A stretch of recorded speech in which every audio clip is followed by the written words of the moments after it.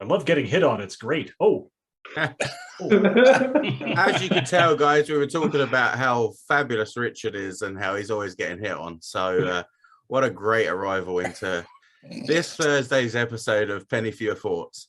If anyone in a chat wants to hit on Richard, I'm sure he won't mind from what he says. He Mark already has it. Yeah. Oh yeah, Mark certainly has. So I have this on my camera flash. So when I'm doing a wedding, sometimes people will like, this is my bigot detector. It's gay pride heart thing. Anyway, and somebody at the last wedding that I shot was basically asked me, what's the significance of that? And I thought, oh, here we go. Some bigot. No, it turns out he wanted to know if I was gay because he was interested in me, and I was like, oh no, sorry, I'm not I'm just an ally, and I'm just but thanks a lot. Also, you're too young for me. Yeah, so I could see you in an issue of American Grizzly, Richard. You should see me in the back half. Oh yeah. Anyway, back to the D&D side of things. Set the tone. Yeah. Hello, everyone. We hope you're doing well this evening, and thank you again for joining us for another edition of Penny for Your Thoughts. You'll have to ignore Bodie because unfortunately he's decided to wind himself up with the heat, so he's a little bit nadgy this evening. We're here again with our fabulous DMs here. Unfortunately, we're missing a couple. Obviously, we'd love to have Tom in the chat as well. We'd love to have Ben, but unfortunately, other projects and other things have come up, so they haven't been able to join us. But we, of course, wish them well this evening. We'll run around the table there quickly. Richard, do you want to tell us about what games you got going? Oh, sure. My name is Richard. I'm running a Humblewood game on alternate Fridays on Penny Dragon Games.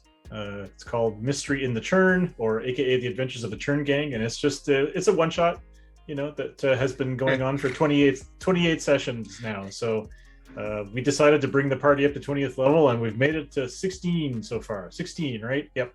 17 is going to be the big one because that's 9th level spells. So that's big, right? If I've learned anything from Penny Dragon, a one-shot is never actually a one-shot. No, yeah, but no. I mean, it's really hard to run a full game in a 3 to 4 hour time slot.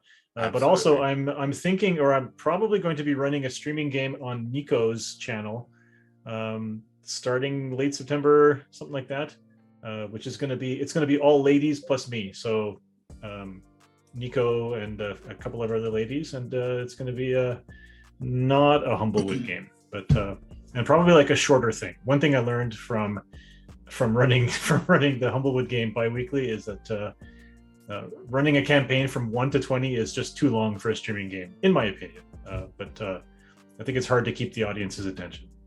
Anyway, let's move on to the next person. I think it's how fast you get through it as well, though, right?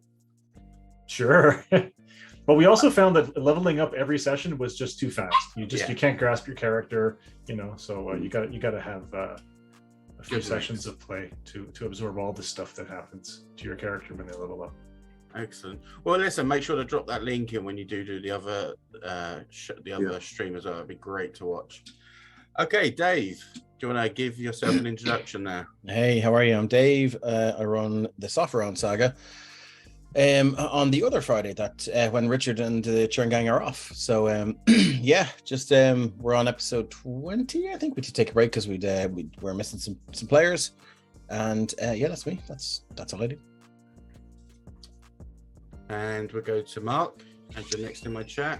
Alrighty, hello everyone. I'm Mark, and I run the Violet Madness, which runs every other Sunday opposite Ben's Cloaks of Mindhelm. Currently on episode 14, and the adventure started off with everyone at level 11. So it's kind of jumping straight into, the characters are already known around the lands. They've done their fair share of adventuring for X number of years. So it's kind of bringing them into that kind of higher level, higher tier kind of adventure straight off the bat. Excellent. And Joan? How's it, everyone? I'm Jean. I run Fellowship of the Fallen, which is kind of my version of Lost Mines of Fendelver, Dragon of Icepire Peak, and we're now into Stormlord's Wrath, I think it's called. Can't remember the exact name, but it's my version of a mishmash of everything, kind of mixed up the leveling a bit just to have it make sense. But yeah, I think I'm the only one that no, we've got Rhyme as well now. Well, I was the only one running published content until Rhyme, and then Radiant Citadel, which is going to come from Dave and what's the other one called? I keep forgetting the name. Candlekeep Mysteries. Candlekeep, that's it. From It's Tom. just too many to remember. There's a big Tom. Yeah, there's a big benefit to running published content, right, on streams, is that it's built-in audience, or people can find it by searching for it and things like that. So Yeah, I mean, it's definitely want it's a it's a I've been known looking name hard. and all those things. Of course, Craig is running Rhyme as well. Yes. Yeah, yeah, that was mentioned, I think. Yeah. yeah. Oh, was I it? think Sorry. I- Missed it. Yeah. So, So, I mean, actually, in regards to the games and stuff, I suppose we better do the blurbs for this week and give everyone the knowledge of what's coming up. So, as we were saying, Churn Gang is back this Friday, so tomorrow evening, for the Alternative Academy, Part 3. The gang finally face off against Barbar Blackbeak. Richard, I'm looking forward to you beating the crap out of her, hopefully. Then on Sunday, we have the Cloaks of Mindhelmer back. Will the party back down and leave with their lives, but not their pride? Or will they uphold their duty and face Belloc, the Deathless, in Mortal Kombat? Defeat means death, and victory is far from certain. Then on Tuesday, we're back with the Fellowship of the Fallen. The Fellowship had a strange run-in with a woman in charge of Leylon, known affectionately as the Growler. Affectionately, right. Did she try to cast a spell on Magnar moments before the party left on their latest quest? Only time will tell. Then next Friday, we're back again with the Sothrone Saga on the 19th of August. The party have arrived at the Druid Braytex Grove. I got it that time. Just in time to defend it from the incoming horde of giants. This could be their most challenging battle yet. And for those that missed it, Violet Madness was on this Sunday just gone. The Swampy Mire has really started to take its toll on the party. Damon seems uneasy. Alfred learns that he is a wanted man, as well he should be. And Shadar finds the answer to the question he regrets he ever asked. Hell yeah. So, and for Rhyme, that will be back early September because our wonderful DM Craig is out there in North Canada. He's out with his band doing some awesome work. We'll drop some links there hopefully for his Instagram and stuff. You should see what he's doing. It's amazing stuff. So, to get to the bones of tonight, I wanted to speak to these DMs, especially about, we'll cover sort of character creation and stuff. We've done a little bit of this before on the channel, but I wanted to speak to the DMs specifically this time about how you would set out with a new game and new players and that kind of thing. So to ask you guys, you set out a new LFG announcement. So LFG, for anyone that wouldn't know or isn't familiar, just means looking for gamer or game, depending on whether you're a player or a DM. So to say, let's say you get some applications in and you get 3 old dragons, people that have been playing forever kind of thing. They know all the intimate details of the characters and stuff, but you get one completely fresh new player, maybe seen a game or two, and they come into the Discord to try and get some knowledge about it and stuff like that. I'd ask you, how as a DM would you process trying to get them into it and to try and make them feel at ease? Because I know as a new player it can be massively overwhelming for the amount of information you might have. So we'll open up that to anyone that wants to answer. I think it's kind of a bit of a slow burner for kind of people who are just kind of taken off into the role-playing scene, I suppose at first, and even some seasoned players, by the way, wouldn't be too keen on the role-playing aspect. They just kind of want to play the game. But I think if someone's starting off fresh, it's something you kind of, from my experience anyways, something you kind of ease into. I think you mentioned as well, if some of the party are kind of, been playing for years, and you have maybe one or two players that are just fresh off the bat, I think that could actually work to an advantage as a DM, and for everyone involved as well, because not only are you there to support that player, but they also have the other players as well. Like for instance, in my home game, it was one of the first games I ever DM'd, so I was kind of green in that regard as well. But a couple of the guys were just starting out with D&D as well, so it was kind of a learning curve for me as a DM, but for those couple of players as well. But we had a couple of the guys who've been playing for a good while, and that we're kind of able to learn stuff from each other. And Dave, even yourself,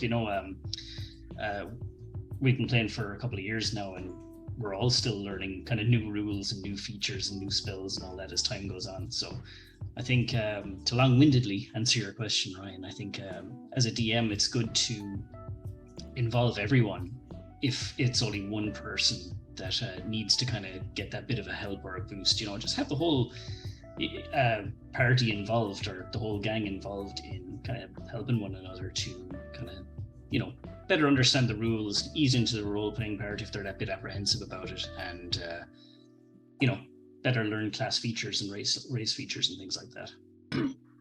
Absolutely. Yeah. No, yeah, just with regards to your home game. So there was a player, there's a player, Stephen, in it. Had he ever played before, or he played before, but not like, I think he played like one or two games. Like, so yeah, he was very new to it. Yeah.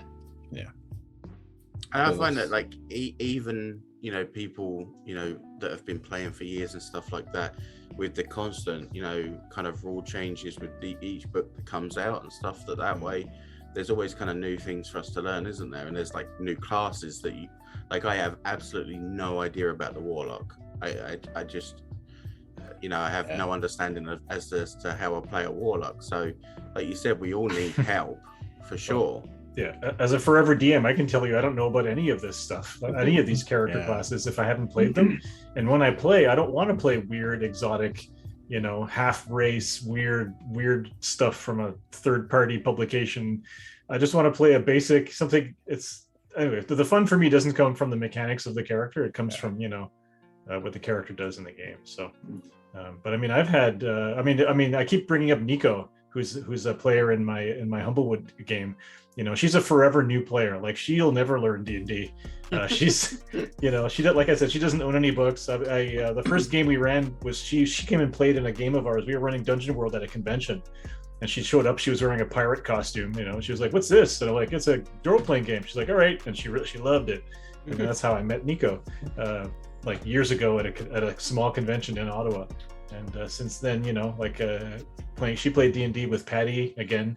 She doesn't like. Well, she's one of those players who doesn't like to follow the rules, right? She doesn't want the rules to stop her from being every character she has is basically a wild magic sorcerer, regardless of the class she plays. So, and I think the Spores Druid that she's playing now is like the perfect embodiment of her, playing style. So that works pretty well. Just to add a bit of craziness to it, kind of thing. That's the thing about D&D, is that like you can, like, I've played D&D since the 90s. But yeah, I've played Dungeons and Dragons, but I haven't played 5th edition since the 90s. So I have some really, really knowledgeable players that help me out with, with rules, and I would be lost without them. I would say I know about 75% of all the stuff that goes on in 5th edition, but I've got the likes of Sean, I've got the likes of Carrick, and I've got people and Joe and Jonathan, who are like all they're 5e experts, and the amount of time that they've saved when I don't have to Google something it's invaluable, and I really appreciate it. Yeah, I mean, John, especially like when we've been playing games, and like when I did the one shot I did there last year, it was a case of, John, what do you know what this is about? And he was like, yeah, so it's this, and it was just perfect because we could just carry on playing, didn't have to spend 10 minutes looking it up. So I guess, John, like, how would you involve everyone essentially? I mean, yeah, I mean, me personally, I love having new players at the table, simply because they do not understand the mechanics, and for lack of a better word, the chaos that erupts from that is amazing.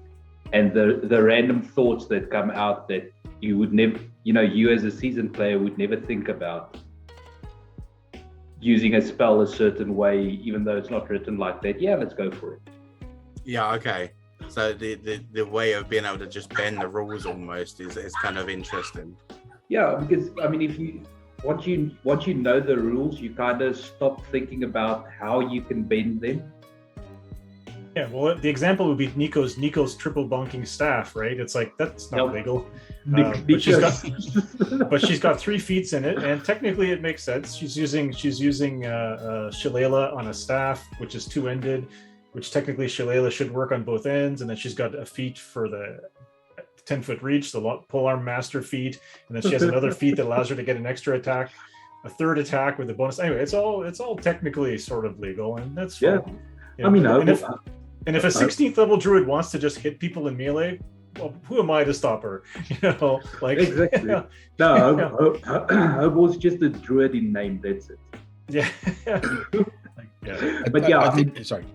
Sorry, just coming back to the original question. I mean, I like, especially with the new players, to kind of ask the question, what next, the whole time. So they say, you want to check for traps or whatever you want to do. Okay, but what do you do? What are you doing to check? Just to get that thought process going of not just the mechanic, but what is your character actually doing? Otherwise, you would just have 5 tokens sitting around, just being there, when technically it should be more than that. It should be alive. Yeah, I mean, I can honestly say, like, your game for Fellowship of the Fallen, John, was actually only the second game I'd played. Oh, really? So my first one was our home game, run by Roper Cider in Discord and stuff, and phenomenal game. We're still playing it now, absolutely loving it. And then going to John's table, I don't know, I guess I expected it all to be kind of similar from the DM's point of view, but you were just like, why is your character doing this? And at the time I didn't know my character very well, so it was good that you were actually able to help me distinguish how he was as a character. So that was pretty cool. Yeah, I mean, because at the end of the day, I don't want the players just to have a character. This character has a life. He fits into the world somehow. He used to be something before he was where he is now. He's going somewhere, and he needs to plan how to get there. That's the thing. Like, when it comes to new players, so in Radiant Citadel we have Freya Ravenpride, who may be in the chat, who is Kira, who I think her first game was Candlekeep Mysteries, and so and she's going to play in Radiant Citadel as well. And while I may not have said this to her, but what I do say to people who are nervous about jumping into D&D is that it's usually rules based. Like, I don't know the rules, I don't know, but it's like, don't worry about it. Do you want to go on an adventure? Invariably the answer is yes. I'm like, grand. So whatever you need to do, like, when it comes up, we will tell you what dice to roll, we will tell you what skill check is required, until you don't need us to, and you'll figure it out as you go. And that's the best thing I find that works for me.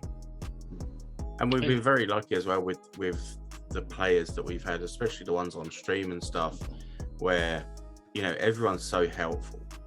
Like, I've obviously Fellowship, like I said, being the first game other than the home game I had, and Tom being like, oh, don't forget you can do this with your paladin, or actually it works this way with the paladin, and this kind of thing. And that helped so much at the beginning. It really did. So to have the other people around the table as well to help you, and it takes the pressure off for you guys, I guess, as well, because like you're already juggling, especially at the kind of levels we're at now for most of our games, where you're juggling a dragon and 20 other, goblins and all of this kind of jazz. You need to be concentrating on that, so it's nice to have the players to help you as well, I guess. Is it? Just looking at what Solo posted in there, he says, I love playing D&D. I try to play my character the way I see him, but I'm not an actor, so I don't do voices and stuff as well as the rest. And like, that's the thing, like no DM needs to do voices. No player needs to do voices. You don't have to do that to have a good time. If it's something you're comfortable with, do it, jump in and love it. But if it's not something that's in your repertoire per se, don't stress over it, because you can still tell an amazing story without, doing voices. 100%. Another thing, Ronaldo, you were asking about how to include all the players. We can't also forget that not all the players want to be included at the same level. And I think it was the 4th edition DMG2 that basically had a list of all the different kinds of players. You got the rules lawyer, you got the combat monster, you got the person that wants to solve puzzles, you have the friend, or you have the person who's just happy to be there, and I have players in all of my games that are, they don't want to have a backstory, and they don't want to be doing complicated things and solving the world mysteries. They just want to be there. They're just, you can tell they're really happy just playing the game, being in the party and having fun. So, whereas other players, would want their characters to have epic destinies and things like that. And so I think you can pretty easily see it when you watch all of the streams and see how all of the players engage with the game. So, on that, Richard, I'm gonna use Luca as an example. When we talked about backstories and things like that, it all boiled down to one line. Let's call it one line of text, maybe 20 words long. What was it? I forget. He basically just wants to gather knowledge. Yeah, they want to gain knowledge. Oh, sorry, they. That's really hard for me to play a gender neutral character as well, because it's really hard to keep repeating I'm a they. So or a non-binary character. But on that level, that's one line, but I can take that one line and I can do so much with it that the player, being you in this case, doesn't have to give the DM that much to work with. You only need that one line, and you can fill in the blanks from there. And then you can, each session, and this comes with time, you can gauge how the player reacts to that thing happening, and you can change the direction from there. So that's the thing with D&D, it's always fluid. Yes. Just absolutely. Like Luca. Yes. Yeah. I saw an idea come up. I can't remember where, so unfortunately I can't credit it, but I saw an idea come up there last week, I think it was, where you get your players around the table and essentially you start saying, oh, you're in a tavern. What do you want to do? They don't have a character. They don't have anyone built. And that you'd say to them, what do you want to do? Oh, well, I'm going to go up and get a drink. And you say, okay, you go up and get a drink, roll a d6. And they roll a d6 and, whatever number 5. Oh, okay. So the bartender comes up to you. Oh, we don't get many Dragonborn around here. What are you doing in these parts? And then, you just, I'm a Dragonborn. All right, okay. And you use the dice to create the story. Yeah. And I like the idea of that, because you've got nothing pre-planned. It's all fluid, like you said. Yeah, I've read that somewhere as well about the whole character creation happening in the first 2 sessions. Yeah, I think that's why I like interesting. That's why I like to run a game from like a mid-level game. I still like to start it at level 1, because you can let the players flesh out their characters in the first few sessions. You can make decisions and you can retcon and things like that. And you can level them up really quickly at the beginning, and also and then you can get to the meat of your adventure, which starts at level 3 or level 4 or something like that. So yeah. But I can tell a story about pay to play, looking for game, because I posted one on Roll20 like a couple months ago, because I was thinking what would it be like? I just wanted to see what kind of response I would get. So I kind of posted a thing for a Humblewood game, a bit of a requirement for like maybe 10 gaming sessions. I was charging I think $20 per person, or 10, I forget how much I charged. I mean, I don't know. And and in the thing I said, I don't want any bigots, no bigots, no racists, no fascists, whatever. And so I got two responses from two different people. One of them, and you don't know anything about these people, right? So I created a Discord for them, and they went in there.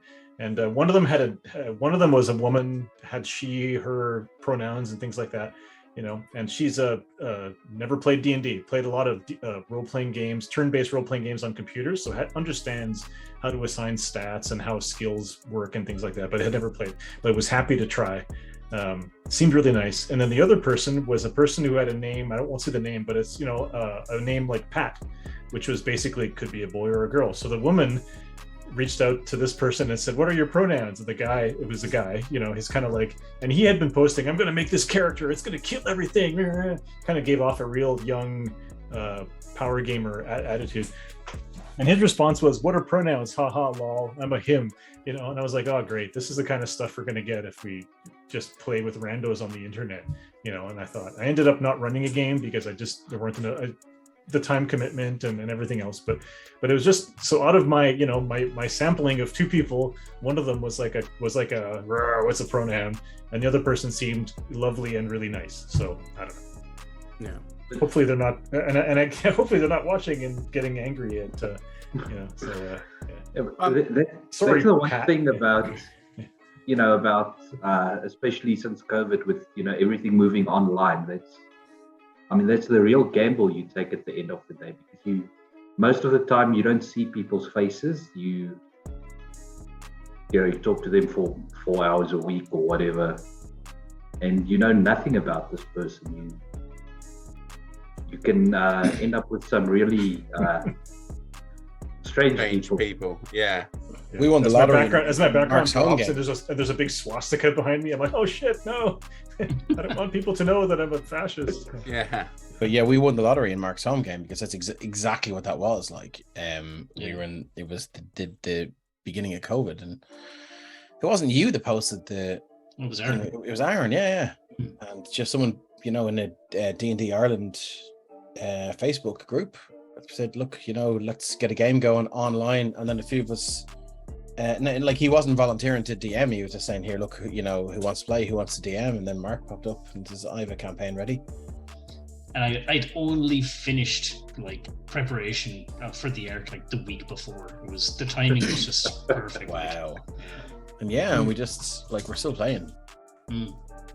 Yeah, I mean, same with my home game that started also because of COVID. I mean, 5 great players. We get along well, and the game is still going. Oh well, sorry, we're in our second game now. Awesome. Yeah, I know. For me, I probably wouldn't be in this as far as I am if it hadn't have been for Roper starting up the home game for us. Like, I was interested in it, years ago when I was a teenager, but all of my friends wanted to play Warhammer rather than D&D, and Warhammer never interested me, so it never really happened. And then Roper come up with a suggestion to play it one day, got involved, and I was just like, oh my god, this is everything I hoped it would be, kind of thing. And I can't remember how I got in with Penny Dragon now. It might have been just seeing Churn Gang on Twitch and then join the Discord that way and stuff. Oh really? And wow. I think that's how it started originally, yeah. And like, I think that was kind of in the early infancy of Penny Dragon's Discord channel. So I think there was maybe only 100 of us or something in there at that time. Yeah. And do we know the numbers now? It must be pretty high, I can imagine. I don't know the numbers now. Hold on, let me tell you. So what is the online DMing thing where you can find players? What's it called? Because Carrick was posting that the D20, looking for games thing is not great. I agree. That it's pretty, because there's no feedback system. There's no way of knowing if DMs are good or not, and if players, there's no way to know, right? But the other one, there's the one that I forget the name of it. Run DM, Find Game. They used it. Anyway, I've signed up with them, and if when I retire next year, maybe I'll try to run a paid game again in order to be able to afford being retired. So You're retiring next year? yeah, I'm older than I look, so I'm well preserved. It's the blood of the weaklings. Yeah, I'm 54 now. I'll be 55 next year. Wow, Retired, not to put you at 54. My God. Richard regresses in age for a year for every character he kills. I thought you were about my age. Jeez, that's insane. That's the power of the Strahd bloodline that's in him. Yeah. The Strahd bloodline. It's like, no, I'm like Aragorn. Yeah. Think of all the time you'll have for gaming though once you retire. Yeah. 100%. I look older when you zoom in close. It's like my skin's not as tight as it used to be. In my nose. Yeah, anyway. That's right. You just grab a couple of clothes pegs and just pin it behind the ear. Yeah. So okay. I'm giving you guys some of the difficult questions tonight because I think it's important for people to understand that, a DM's life isn't always easy, and sometimes you do have to deal with the difficult situations. So as a player, I've been very lucky not to experience it too much. But if you were to have a difficult player, not necessarily all the time, but just particularly being difficult, maybe over a little span, how would you deal with that? I can talk about it if you want. Yeah. So I'm not good at dealing with stuff like that. I find that I've raised 3 kids, or always trying to get them to get along. When you raise 3 kids, you can't kick one out of the family. Well, eventually you can. So eventually you kick them all out. But I can tell you that I ran a streamed game on Nico's channel last year, and there was a player that was going to be joining a game that we ran, and he never ended up being in one of the stream games. So I guess I could talk about him, but. Yeah, like right from the start, he was difficult. Things just weren't great, and then eventually when the characters leveled up, he rolled his hit points. And I guess he didn't realize that everybody can see you rolling your hit points. And he kept rolling them over and over again until he had max hit points, and then I kind of just messaged him and I said, hey, by the way, if you you're only supposed to roll once. And if you don't like what you got, you can just take average, I'm happy to just let you have average, and he was kind of like ... I quit, and then he quit the game. And so that was a relief because I wasn't looking forward to dealing with, he did it for you, problems later on. So yeah. So nice. Anyway, I've had, not on stream, but I've had a couple of times where I've had to deal with it, and I think we spoke about this beforehand. It's for me, it took me a week to address it, and it took up most of my emotional and mental energy, dreading that interaction, dreading the message I would have to send or the phone call I'd have to make, and trying to find a way to maybe not do it. And it's like, for someone who I don't like conflict. I don't enjoy conflict, and it's like, so it was. I dreaded it for a whole week, and then sent a message and then made a phone call, and we sorted it out. And it was received well, but you just don't know whether it will be or not, and you sort of kind of prepare for the worst. And it's one of the hardest things about being a DM for me is just dealing with people that you need to have a word with. And I'm glad that's in the past, because do you have a conversation in your head, dreading, sort of working out the worst scenario every morning in the shower, Richard? Yeah. And assuming what it's going to go like, right? And then when you talk to them, they're like, oh no, or hopefully it was a misunderstanding, or I totally get it, and cool, sorry about that, let's move forward. And you're just obviously you're just preparing for the worst, and total 5 a.m. shower role play sessions with yourself. So but look, that aside, then it's thankfully I haven't had to do it a lot. So just to quickly interject and say to the audience and stuff, and any potential new players and stuff, or people that want to join our Discord, this is in no way trying to say that we don't want you to join us. We don't want you to play with us. Absolutely. We want everyone in that we can get. It doesn't matter. We accept absolutely everyone. Everyone on this board, everyone you can see here right now, they'll take any players they can get. I know they will, because none of us have got any, no bigots or fascists. Exactly. No bigots or fascists. Says no bigots, no fascists here. We want communists are everyone to play. You can educate them. Yeah, we want everyone in. It doesn't matter, race, creed, color, anything like that. We really don't care. Come in and play. Yeah. The only thing, I guess, that we would ask is that you're, respectful of each other. And again, that kind of plays into what you were saying there, Dave, was that if someone's maybe not being quite so respectful, you need to have that conversation, but it's incredibly difficult. Yeah, it is. And I've had another player, sort of wait for me outside where we would be playing and go, or ring me during the week and go, look, I'm thinking about just dropping out here because, whatever's going on is too much for me and I'm not enjoying it. So I'm just like, well, I don't want anyone to feel like that in my game. So I will always just, go, look, X, Y, and Z, look, you need to just be aware of this and just try and keep a lid on it, and look, tell me if that doesn't suit you, like, we can work on it as well, because everyone has a different style of play. Yeah. So, that's the thing. It's not just about one person going, I don't like this person, and then the DM going, right, and having to go with them. You do have to balance the two sides. Yeah. But going back to what you were saying about the kind of what Penny Dragon is, and it's really important that everyone knows that it's also a very safe space. Yes, absolutely. Yeah, that's why all of you would know this because all of you've been on the streams. That's why that 15 minutes after the game is so important for me. Is not so much to ask, because I never asked that, Dave. I've never heard you ask that.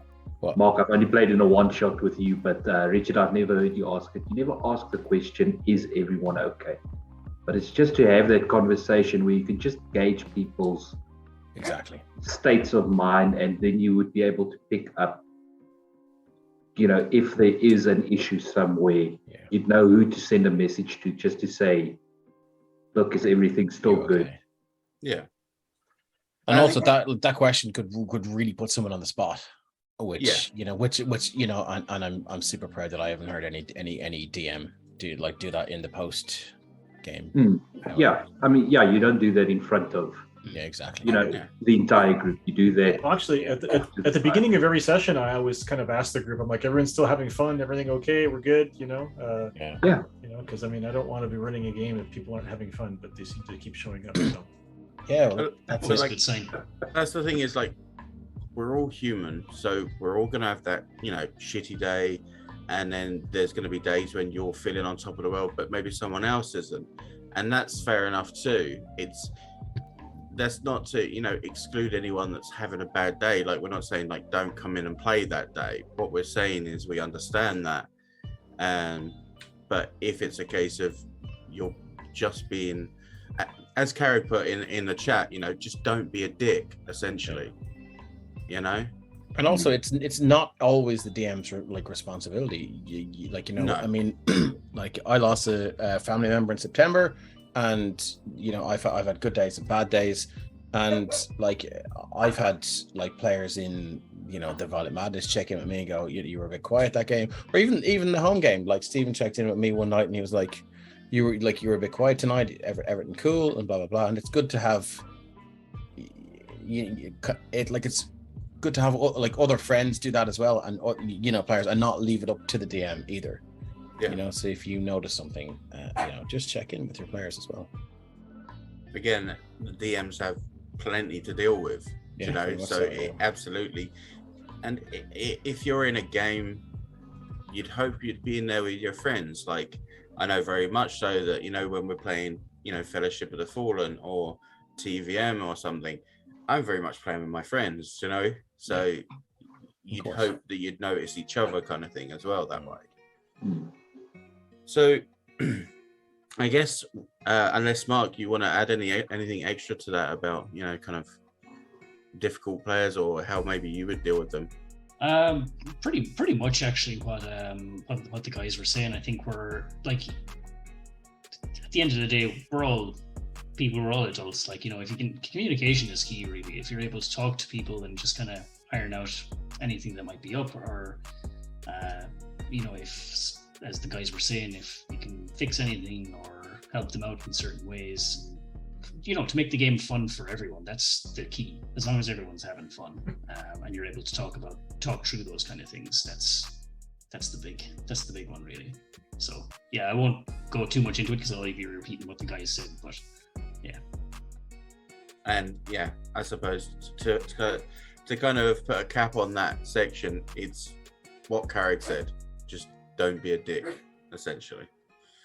And as Richard says, no bigots, no fascists.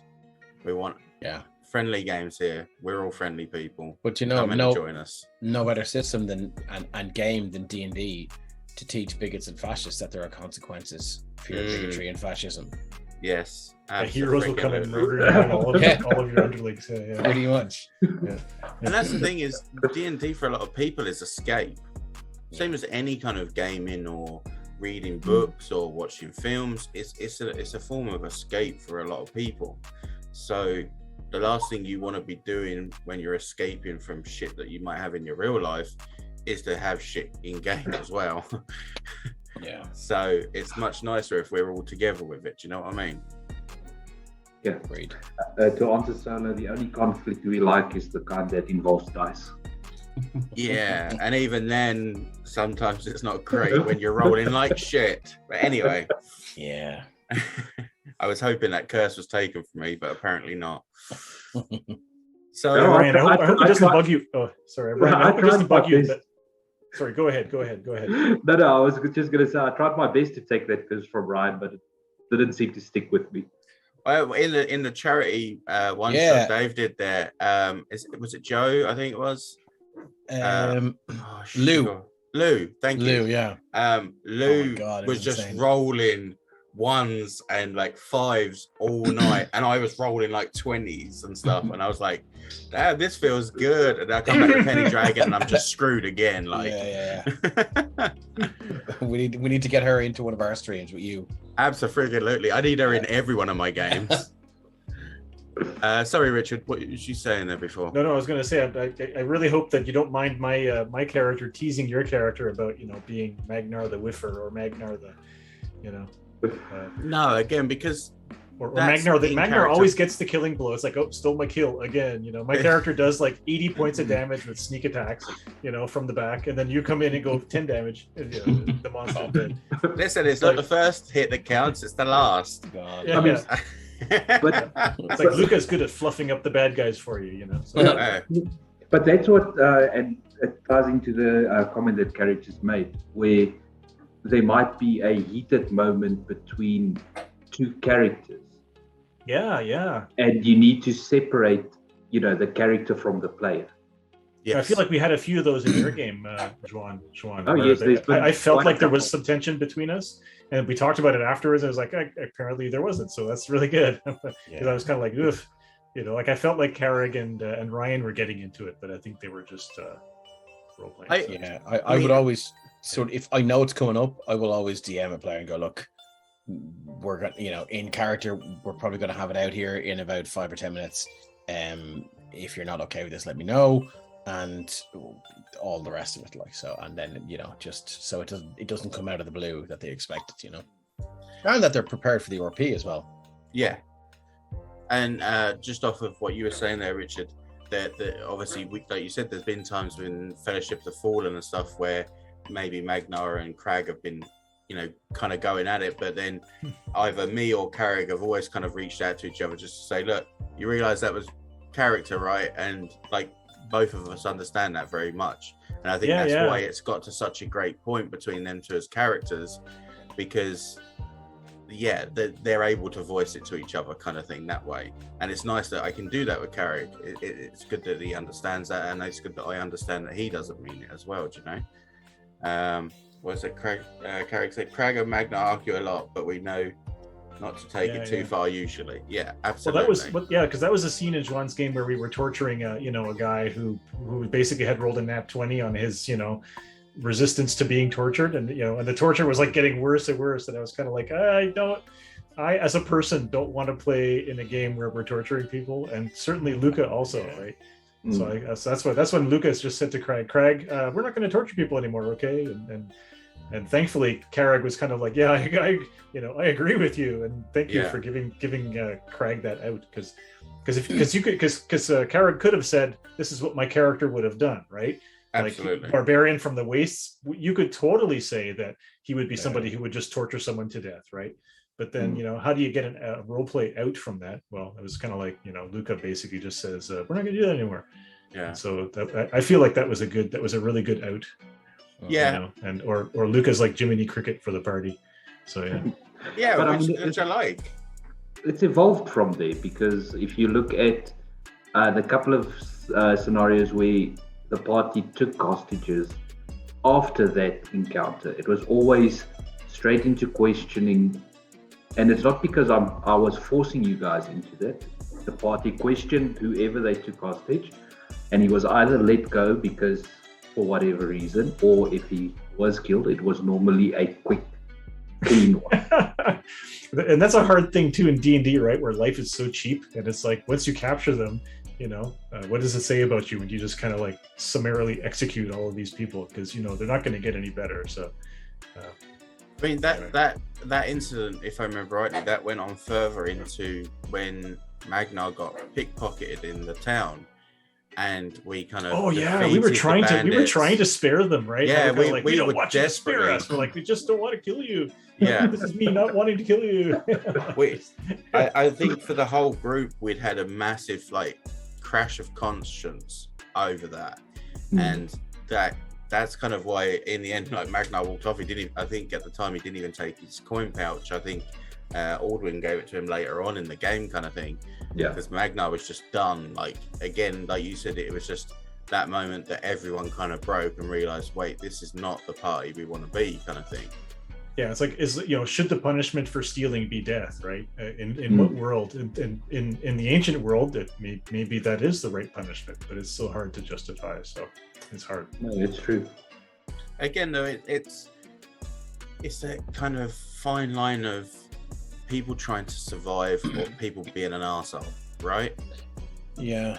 Like a bandit stealing, even though he's got like a mansion up the hill, he probably deserves it. But a bandit stealing because he hasn't eaten for 3 days, you got to kind of...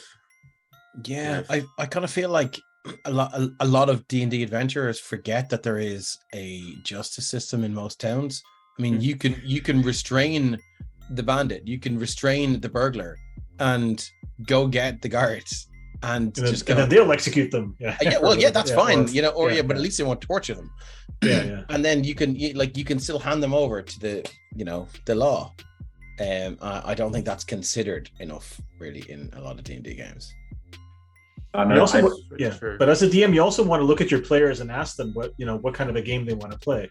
Like I was running one of my a home Humblewood game with my daughter and my daughter's husband and my daughter's husband's sister and her wife. And at one point they were fighting the Bandit Coalition. This is like a faction in the game who are like they're forest creatures. They're all like non-bird folk who are trying to rebel against the bird folk who are kind of like rolling from on high, and they kind of like, there's a fight in the woods. And then at one point they're just like, the mouse archer goes down with it, and my daughter was like, Dad, I really don't want to be in a game where we're just killing helpless mouse folk, who are really the underdogs in this society. And so I was like, all right, noted.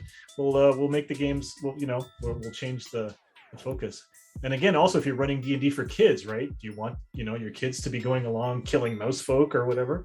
So that's when you bring in things like slimes and insect creatures and more fantastical things. Or you can even change your game so that when you kill them, they just turn into coins or whatever. So like in a video game, they turn into a backpack. Or whatever, or a mimic. But that's also the idea of consequence, right? So you might have wiped out this this man that was trying to rob some bread from a store. Oh, you've killed him, grand job, well done, good for you. and then you Killed learn a a week hungry later man. that his daughter's at home alone. Or in Like- 5 minutes later, his wife shows up, you know, who has come and tried to beg him not to steal today. Yeah, And then she runs across his dead body. yeah, You're just exactly. like, oh. And I'm a big fan of consequences. yeah, and I think that's what that moment was for the Fellowship. Was that moment with that guy? Because it was very much okay. We are the dragon, not this the dragon group. cultist. Yeah, we're not this group. Absolutely, a dragon that's just murdering people because it feels like it. Yeah, that probably deserves to die. But like, not the bandit just trying to feed his family kind of thing. Yeah. Mhm. So like, the whole justice kind of system that I use in my home game is that it was for that reason that I had to flesh it out that bit more, because our party rogue likes to, you know, just do things for the fun of it. So I had to think up of some creative ways of reminding him that yeah, if you do this, you have to be prepared to face the consequences. So yeah, he's been caught out. He's been caught with his hand in the cookie jar a couple of times, but he always gets out the other side of it. the other thing is knowing your setting, right? Like if you're in a dungeon down in the Underdark and you've got a bunch of Duergar trying to murder you, then you're hardly gonna put them in manacles and march them back up to the surface, are you? You know, so it's knowing kind of where to fight as such. Yeah. But you know, there's a movie called The Gamers 2: Darkness Rising that touches on all these subjects.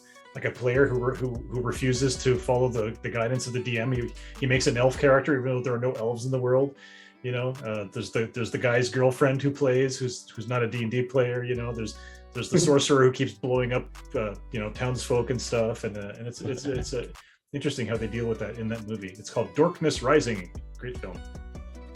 Yeah, have to look out for that one. Solo just said, "What about an ancient green dragon that wanted to end the fight after one round? Can we kill him?"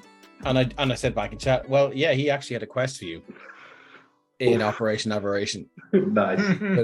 But yeah, you guys went. Well, yeah, he had a very funny way of introducing said quest. He landed and then started getting all high and mighty, and then Well, that's like he landed and said, "Do I have your attention?" The party is like, "We killed him now." No, he burned us. he landed and then he was speaking to you, and then weapon. you guys started sassing him, and he was like, "Well, screw these little maggots," and I gave you a dose of the breath weapon, and then was like hoping that you guys would go, "Oh, that really hurt. Maybe let's listen to what's going on." And then I clipped it on the Penny Dragon TikTok, and Acacius is like, "I would like to rage," and I'm like, "You serious?" And then Ryan just says, Listen, if wouldn't something's I? attacking you, yeah, exactly. "Why wouldn't I?" Yeah. Why But would that comes into that's the thing about D&D parties is they never want to be captured and they never want to be told what to do by the BBEG, right? Like you try to write a scenario where the party gets captured, they will die to a man rather than get captured. They would rather all die than Like you have to start the session by saying you wake up and you have been captured already. The players are all like, "That's bullshit." Yeah. I did the idea with with flashbacks to tell a story. So yeah. the idea with the Green Dragon in Operation Aberration was that, like, obviously they had sensed a very, very powerful creature had emerged in their territory, and they were flying in to investigate it. And they were like, "Oh, well, hold on, I can just send these little cattle in." So how did you overcome this problem? Did you bring in another quest giver, or did you like? No, they were headed there anyway. Oh, okay. But that was their main quest. But also there was another interested party, which was the Green Dragon. It was their territory. So I was like, well, they're going to meet this thing who is, is sort of keeping a distance, trying to suss it out. Sees an adventuring party heading that way, and it was going to go, well, look, if you go in and suss it out and maybe kill it, I will reward you. Probably with death after they were. Yeah, exactly. But, anyway, it was a great fight though, and what a whopper victory. Oh yeah, it was a hell of a fight as well. Yeah, it was. Because after that breath weapon, I was like, oh, that thing hurt. I was like, did I not balance this encounter right? Did I roll that right? Oh shit! I think it's insane that Sentinel can ground a dragon. Yeah, I think that's insane. Like, but it you know, is. rules are rules, and you know that's fine. I would love someone from Wizards to come in and explain to me exactly what, like, how that feat works in real life. Like, how, like, what Well, you ask the happened? player to describe how do you ground the dragon with Sentinel. Yeah, Explain to me how you do it. At least that way you can have some kind of a visual. I stab him through the foot, you know, or something. Yeah. I clip his wing, or I don't. Yeah, I don't But see, know. That's a game. that's how I imagine it. Is more that you've done something to it that it wouldn't expect, that it's put it off of what its intention was to do, right? That's how I see Sentinel. So like you have the dragon is just about to fly off, and you like whack it on the foot, and it's like, who the fuck do you think you are, kind of thing, and he just stays there because he's like, right, okay, you want this. And that's how I imagine Sentinel. So I think maybe, you know, a conversation with a player who picks Sentinel, you know, from the get-go would be a good idea. You know, and that's something that I've just learned now. Maybe go, look, but when you use Sentinel, I need you to describe what happens. Yeah. But don't forget, they're when people choose a feat, they're giving up a lot. They're giving up a lot. They're giving up all the other feats in order to take that feat. So if that's the feat that they choose, then you know. It like happens, and it did. And like as a DM, happen. as a DM, I just know that they have that feat, and then going forward, you know, when my BBEGs come in, I know they're going to get, like in my game when I created a creature that was immune to stun, so that the monk would, so that just to make the monk unhappy, which would work perfectly. So I'm not. Yeah, I that's not definitely not my style. I wouldn't plan against like the BBG doesn't know that, you know, X has this and Y has this. So, you know, my solution would be to just add more minions. And like minions, like you guys would increase that beholder if it weren't for those dogs. Oh yeah, harrying you and holding you up, and I just think kind of minions are. And like I was my favorite solution. I was in a home game, just to go back to the Sentinel thing there quickly, as a home game that a friend of mine ran, and I was playing a Dragonborn Barbarian, and his weapon of choice was the glaive. And I remember at one point he gave us this, it was like an arena, so we could go in and fight and stuff if we wanted to, and I chose to go in and fight. I didn't realize it was a fight to the death, and I was like, oh shit, okay, that's why this arena is called this then. Grand job. So anyway, having this fight, and I was fighting against the Minotaur, and I used Sentinel, and essentially the way I described it was that I used my glaive to pin his foot to the floor so he can't run. And that's how I'd use hook him. That's how I'd use the description of how Sentinel would work in that situation. So it is possible to do it that way. Like you said, Dave, you just maybe ask the question of like, okay, so how is it that you've made this creature stay here next to you, kind of thing. That would be great. But and actually, talking about that DM who that game was from, Newman Gaming TV in the chat there asks a question to the panel. How did the panel feel about offering quest lines for the party that are far outclassed for? That's an interesting question. I mean, no, it's definitely interesting. So, I mean, I did it with Fellowship of the Fallen. The most difficult part for me was tying Lost Mines of Phandelver to Icespire.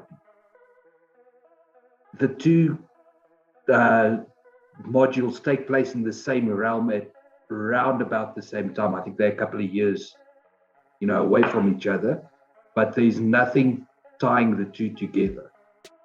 So the solution was, change Cryovane from a young white dragon to an adult white dragon and throw him at the party in the first session. Let them see what he can do and, let him knock them around a bit and fly away because they're not worth his time.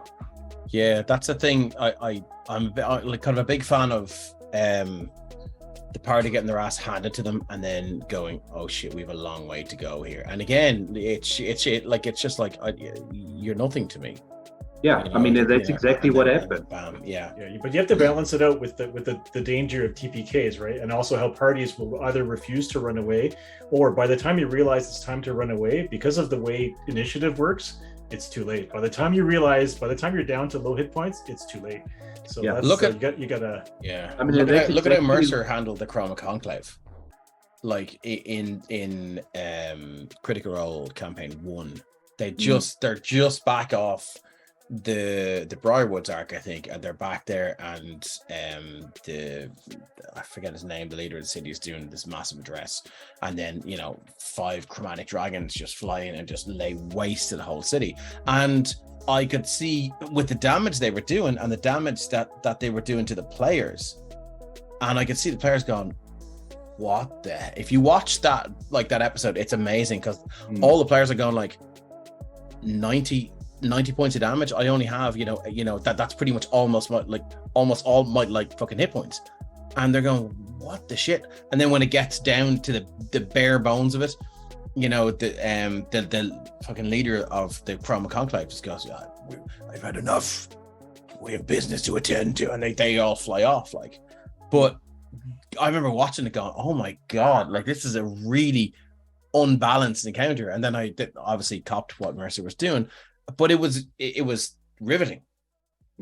I mean, and that's basically what I did with the Fellowship. I mean, second round of the fight, Cryovane had Craig down to single digits. I think he had Magna unconscious.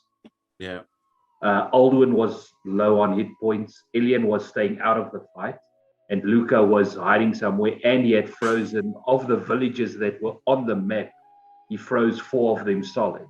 Yeah, that was for Luca, the danger was if we keep fighting, more villagers will die. And I was like, this is not the time to be fighting, because villagers, every time the Brad Dragon would do something, 3 villagers would get killed or something. And that's what I was waiting for. I was waiting for one of the players to notice that fact, that if this fight continues, the town is going to suffer. And it was at that point that Cryovane decided to make the ultimatum, you are now in my domain. Every 30 days I need tribute. I will be back to collect. Yeah, because Carrigan in chat is basically saying, oh, we had him down. We had him down hit points. Yeah, anything with hit points can be killed in 2 rounds, right? Thing is, the cost would have been high if we had kept fighting. One of our players, 1 or 2 of our characters could have died, more villagers, things like that.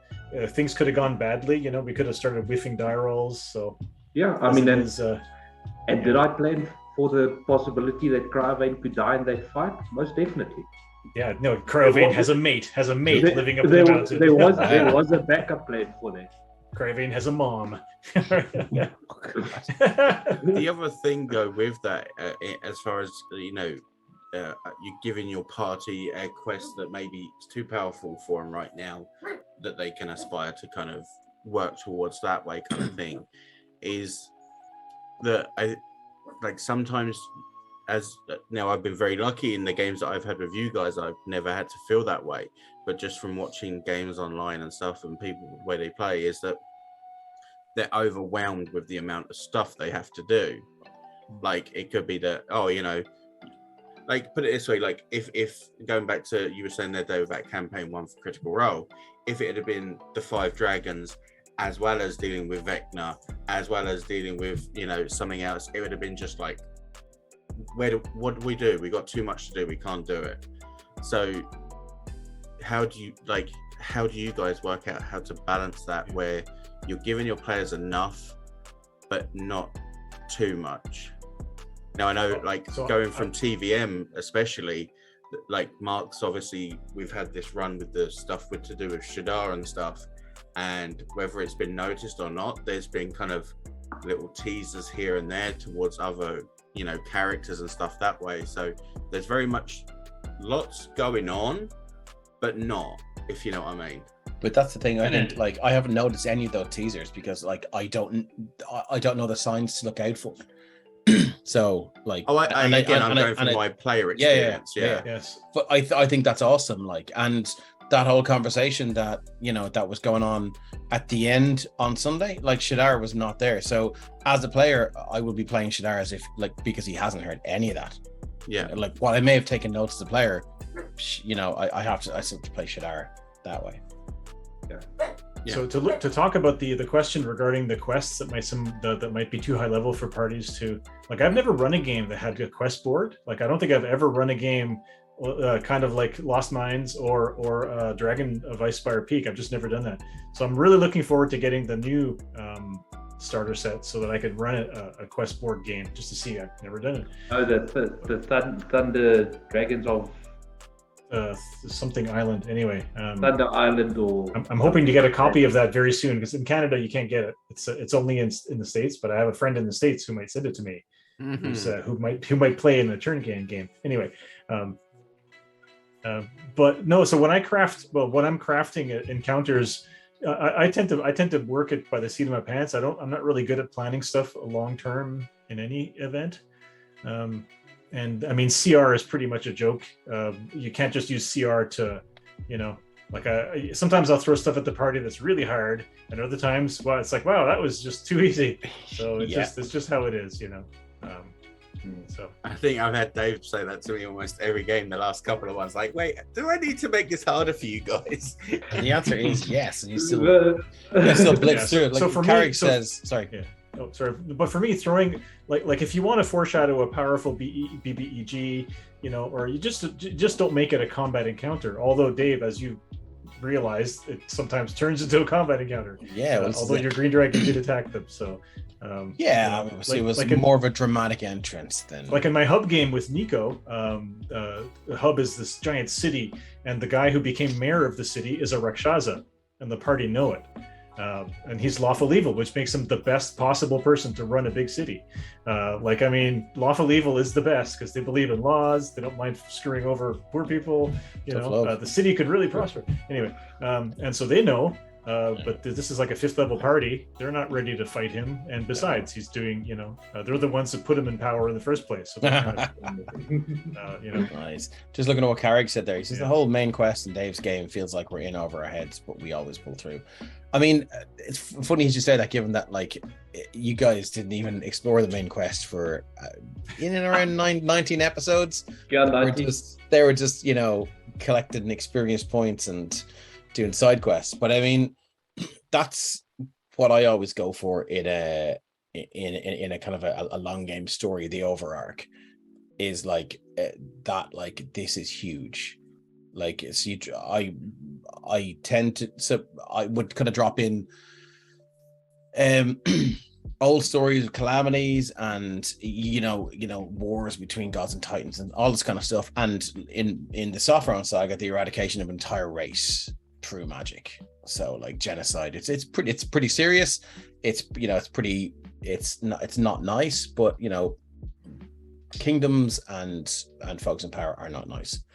So yeah, I just like that sense of we're dwarfed by the size of this until they realize that they've leveled up enough to go, we're in a position to take this on. It has hit points. We can kill it. Yeah, exactly. Like, so, but yeah, I like a sense of scale in my campaigns. I like a sense of like history, and I'm a big fan of the land and the country having a story as well as the characters in it.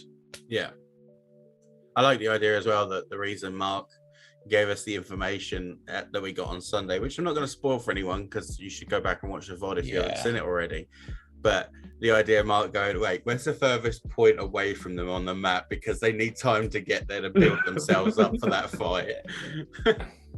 I won't say anything on that. But like, I mean, specifically like with some of my games, I think at least 2 out of the 4 arcs off the top of my head that I can think of from our home game is that from the get-go, the start of the adventure, the party know who the BBG is.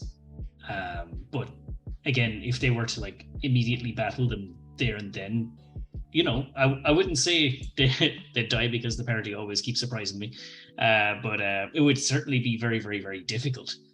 But they have to get from point A to point B, and on going from point A to point B, all this like other stuff is happening and they're leveling up along the way. So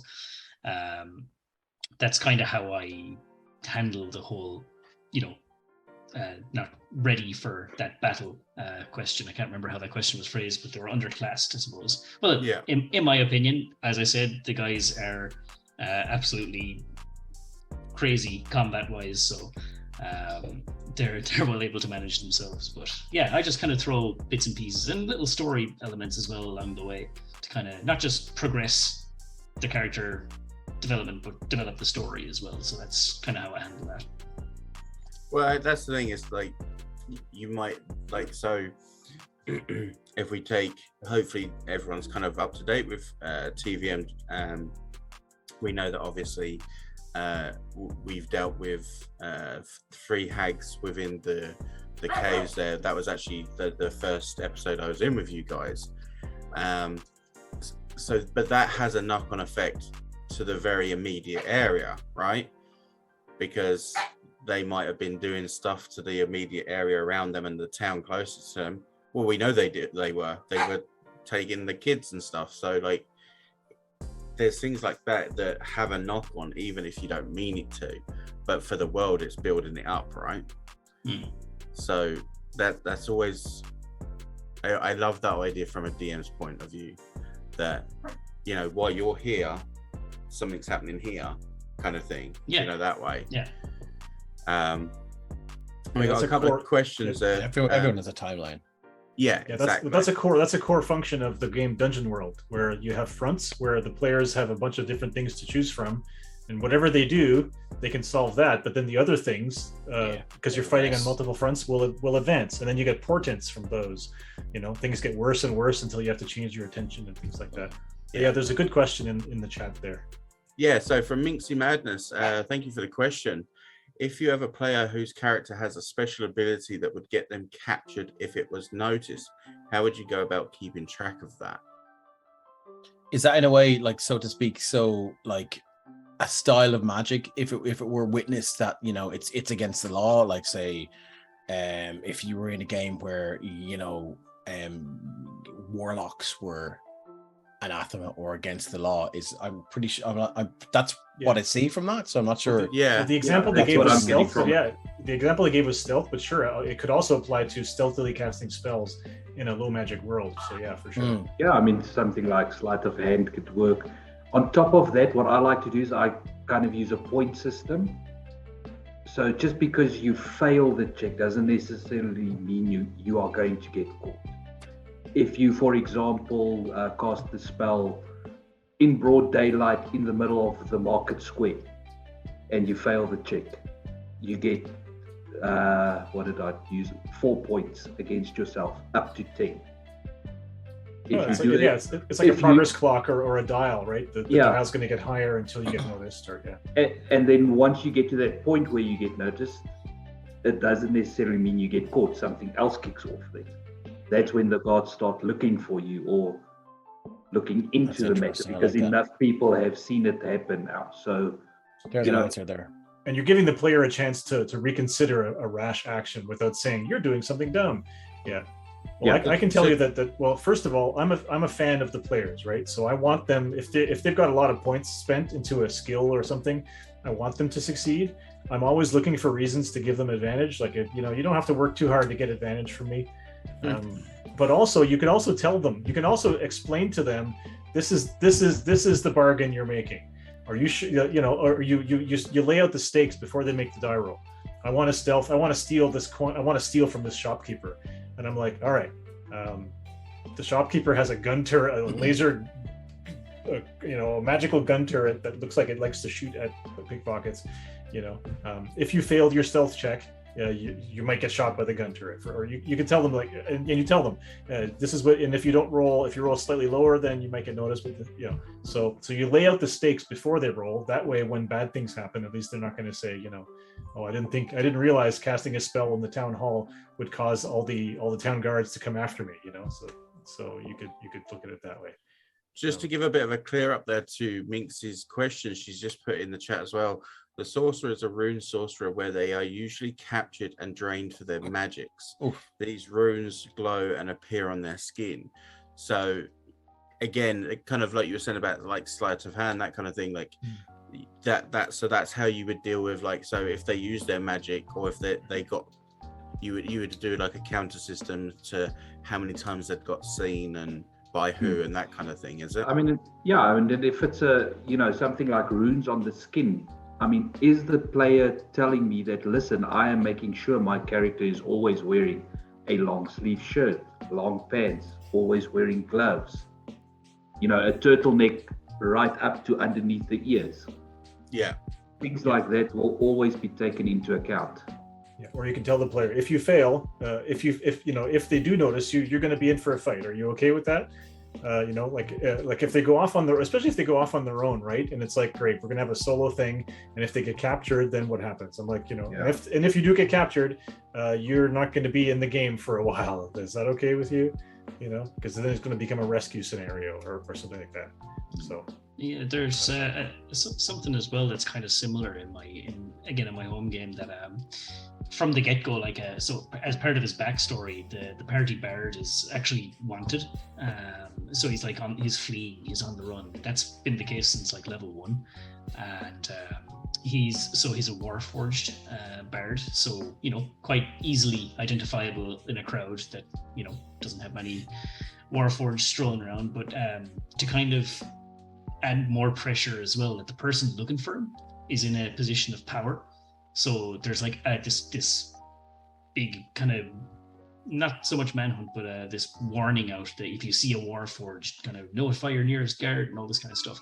So to kind of counteract that, to give him like a fair chance that he can actually, walk around the towns with the rest of the party when they're doing the shopping episodes and whatnot, is that he found a robe of many fashions, believe it or not, and also Nice. gave him a disguise kit as well. So every time the guys venture into a new town or city, he's always like, he looks like a completely different person every time. So that way, like, we're still able to kind of have that scenario where, like, there's a big chase on down to capture him, but he can also like not stress about it all the time as well. Yeah, absolutely. And like you said, being very vocal about how you're taking points to make sure that doesn't happen, I think that certainly helps, doesn't it? Like John was saying, is like, if you say, oh, I'm wearing a long sleeve shirt, they can't see my my arms, or I'm wearing long pants, they can't see my legs, all that kind of stuff definitely helps, right? 100%. Yeah, but it's good to add an element of danger though as well. That the runes do, when they flare up, they do damage to that long sleeve shirt and whatever, like, what I mean? Or maybe So they shine through it, or or whatever, that they kind of corrode or something like that, just to add that element of danger. Yeah, you have to also be careful with it, like. But also, if it's a low magic campaign, you could also put in something that at higher levels, when it kind of becomes boring, that or when it kind of becomes boring, that you would be noticed by town guards casting spells. Well, you just kill them, or they're not a threat to you anymore, or it's just not interesting to tell that story anymore. Now that they're more powerful, they could have a feat that allows them to cast spells quietly, or you can throw in the why are they the only one? This could be happening to loads of other people, and suddenly there's a political shift where these people are just starting to appear everywhere, and it's not containable anymore. So I mean, there's lots of things you can do. It can always lead to new quests as well, like you were saying there, like it, or as Minx was saying, as they're being captured and their power is being drained from them for the use of, I guess by the town or the council or the city or whatever, the mages, like that could then start a new quest, like, oh, okay, we need to stop these mages that are sucking the life out of people. So I think that kind of thing can be really cool that way as well. But it's always nice when the players give you something like that and you can just run with it for a quest. I've tried to do that with every one of my characters for all of the DMs I've had, all of you guys and stuff. I'm unfortunately not had Richard as a DM yet. You had the I ran you in a one shot where you got the goblin war wagon. Yes. Yes. Okay. Yeah. Okay, but I mean, like, campaign wise, like, so where you can build the story, I always try to leave, things open so that you can just kind of run away with it, kind of thing. Kind of scares me when it comes to Mark and Joan, that could come back really badly to bite me in the butt, but we'll see. Just quickly going back, Mark, by the way, Damon needs that robe of fabulousness for sure. We need to find that somewhere. Damon's a tiefling of fabulousness. He certainly is. So I think he does. I suppose he just needs the clothes to cover the rest of it. Actually, if I remember correctly, because my home game is set in the same world 60 years in the future, I'm pretty sure Strings got that role in many fashions from the Tiefling Corpse. I'm just kidding. Wow. Okay, Mark's got to leave us now. So thanks very much for joining us. No, of course, we're only joking. I know, I'm only messing as well. Had to be done. No, Absolutely. But I mean, Ryan, when you, and I'm using, because that's the example that you mentioned now, when you said you don't trust the Growler, I mean, I immediately jumped on that. That was the perfect situation for me. You don't trust her. Let's make something happen. And I told you guys after the session, I was quickly working out spell DCs in my head of this specific character casting a specific spell on you, which you rolled a 23 on, so the DC didn't even matter. Yeah, I was like, I don't like this one. I know she could be perfectly lovely, but I was like, there's something that just rubs Magna out the wrong way from her, I think. Maybe it's just they're too alike as well. There's very much situations with characters that way. Christian is just hitting us with all the questions in the chat. He is indeed. Results coming in. Becca just dropped on there. The whole question. Yeah. the fabulous quadruple bacon, as in Becca. Much love out to Becca. She's the one of the best artists we've got in the Discord there. She did a lot of the artwork. She's done the artwork for TVM and stuff. And she's asked a question there. She says, "Hey guys, long time listener, first time caller. Awesome intro as always. Any advice on how to make a module of your own? Also, yes, seconded. Damon is fab." No, I think it's how to make a module your own. So basically, to take a published, take something that's published and make it your own. Yeah. I just do that by default, which is really weird. Like I just got so I ordered Radiant Citadel, and I'm like, well, I just like maybe it's because I can't read it all and take it in and play it exactly. Maybe it's my lack of concentration or my attention span or whatever, but I always have to tweak things and change things. And maybe it's because I haven't read it enough or, read enough about it or whatever. But Radiant Citadel finishes at level 14, I think. And I'm like, I was talking to the group in the channel, and I said, well, let's bring it to level 20. And so, I'm going to have to figure out how to do that. But it's just, if you're off stream, you can do whatever you want. And if someone goes, actually, I think you'll find that's not in the book, you're like, well, yeah, it's not, because I changed it. Well, Juan, why don't you talk about Phandelver? So, for me, it starts with when your players start creating their backstories. So, a lot of the players in Fellowship have played, at the very least, Phandelver before.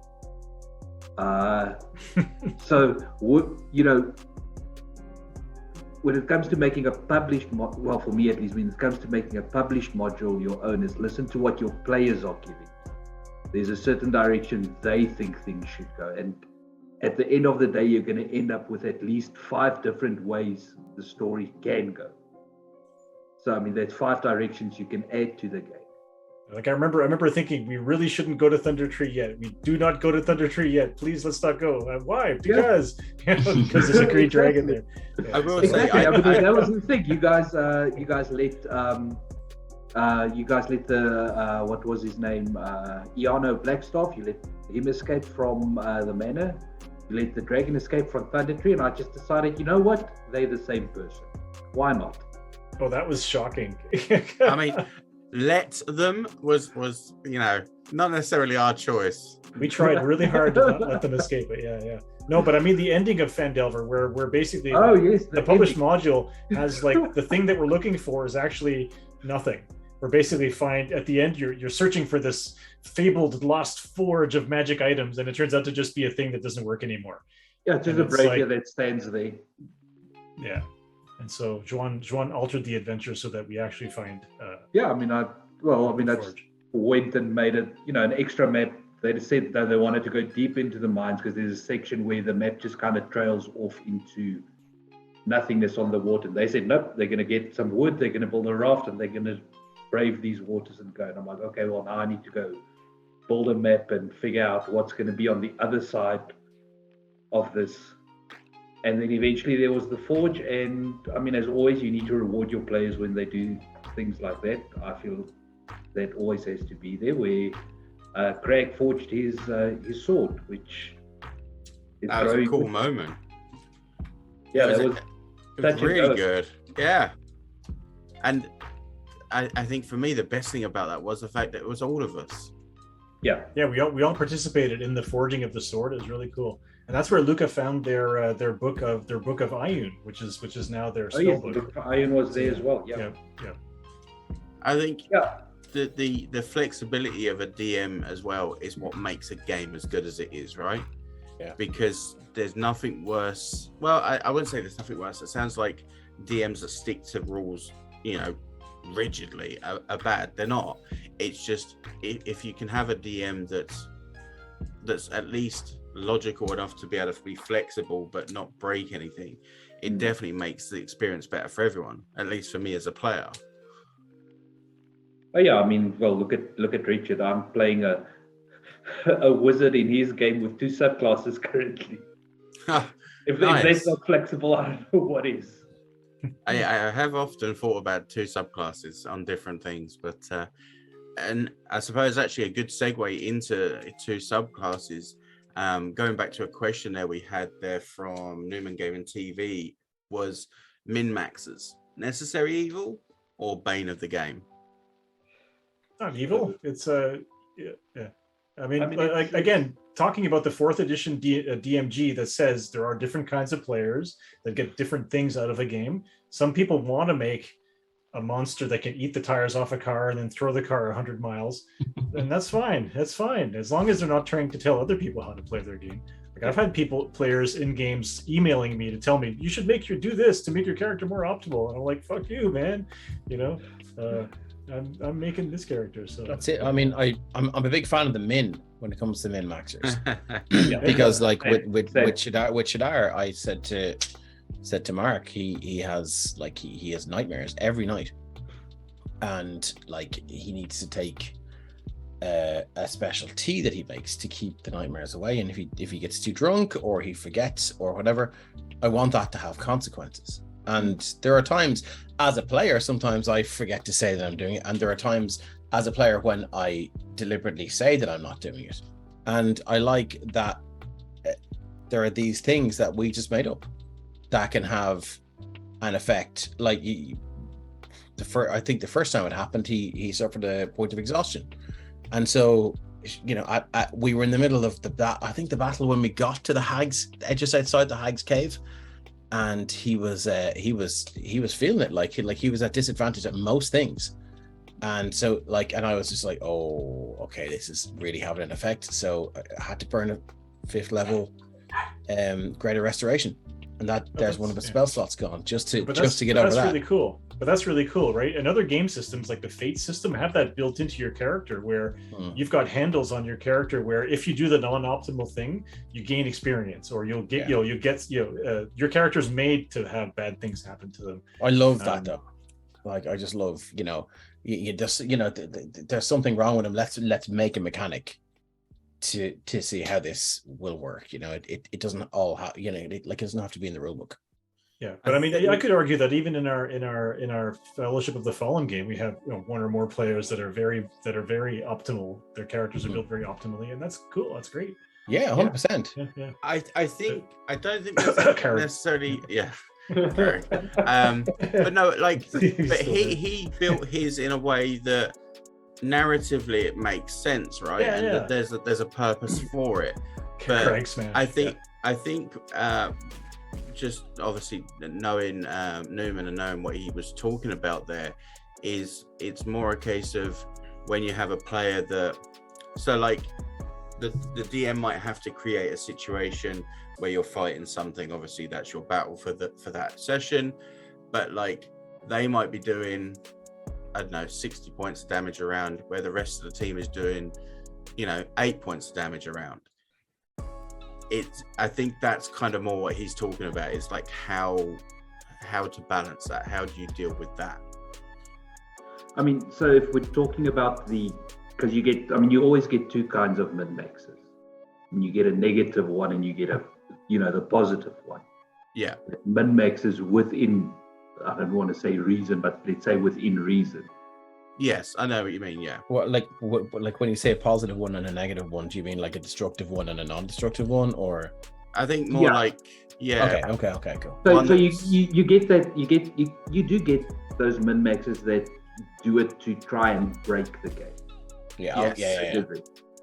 I think that was more what Newman's. So Darkness Rising has a character in it that is the guy who wants to break the game. He wants to win at D&D, and it's great because he's Anyway, it's just a great thing to have in this movie.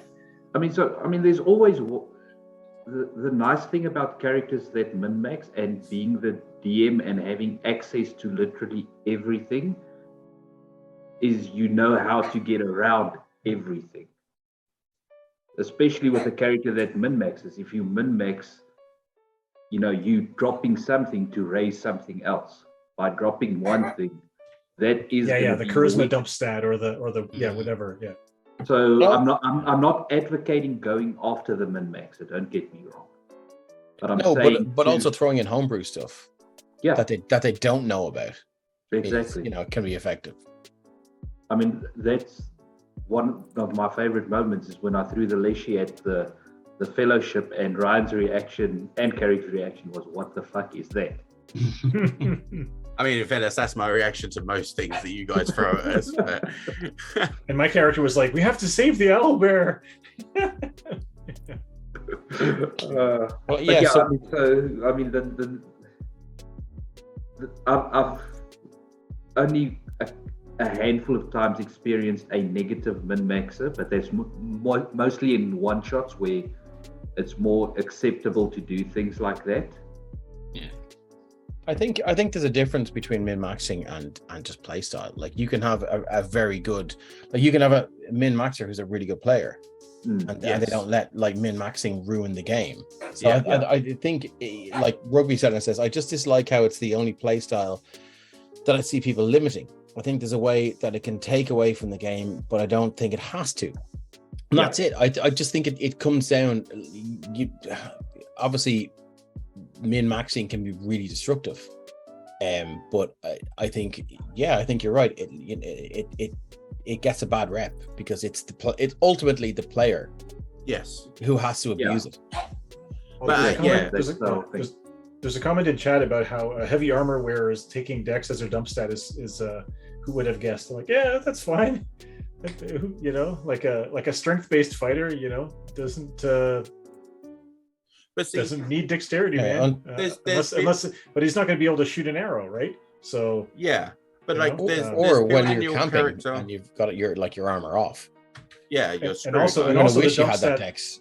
stat fighter is going to have trouble following the party along a cliffside, or crossing a rope bridge, or eating fireballs. Dex dump stat isn't even if you're a heavy armor character. Dex dump stat, unless you're like a real dwarf, like I made a dwarf cleric who had Dex as a dump stat because that would be fun to play a dwarf who's just has a better armor class when he doesn't move than when he does. So, have fun with it, bump into people in the tavern, knock over drinks, and all that kind of stuff. So solid, right? He's just like people bump into him, man. They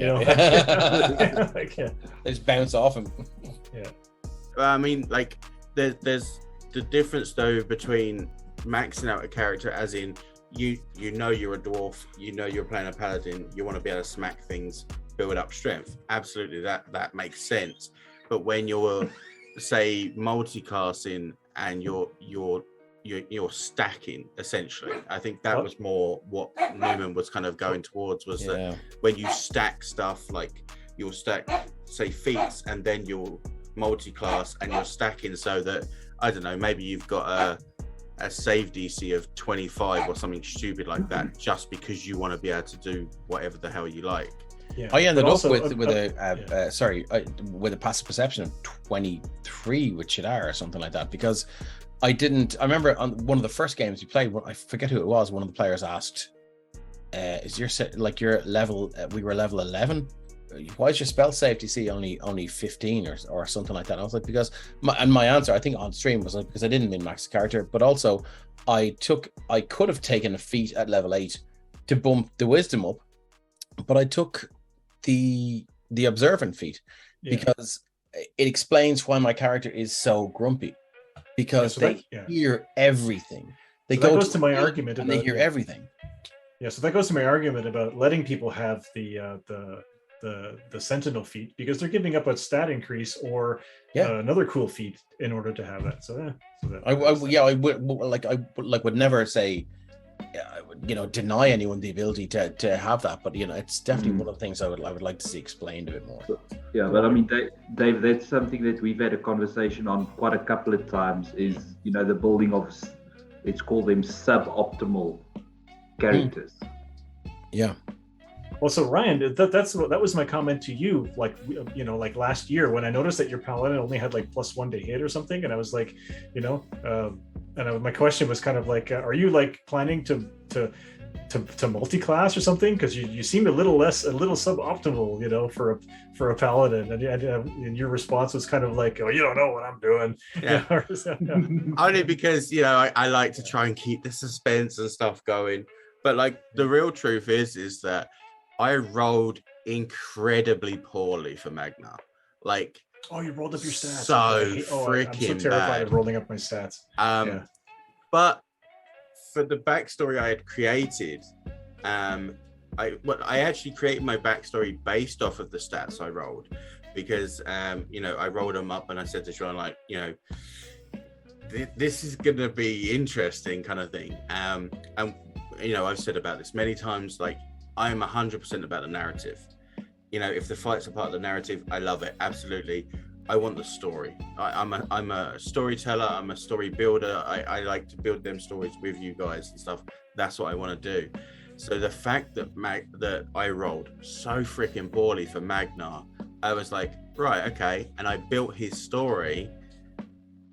And obviously you haven't seen that come out yet, but when you do, I think it'll make a lot more sense as to like why he is the way he is.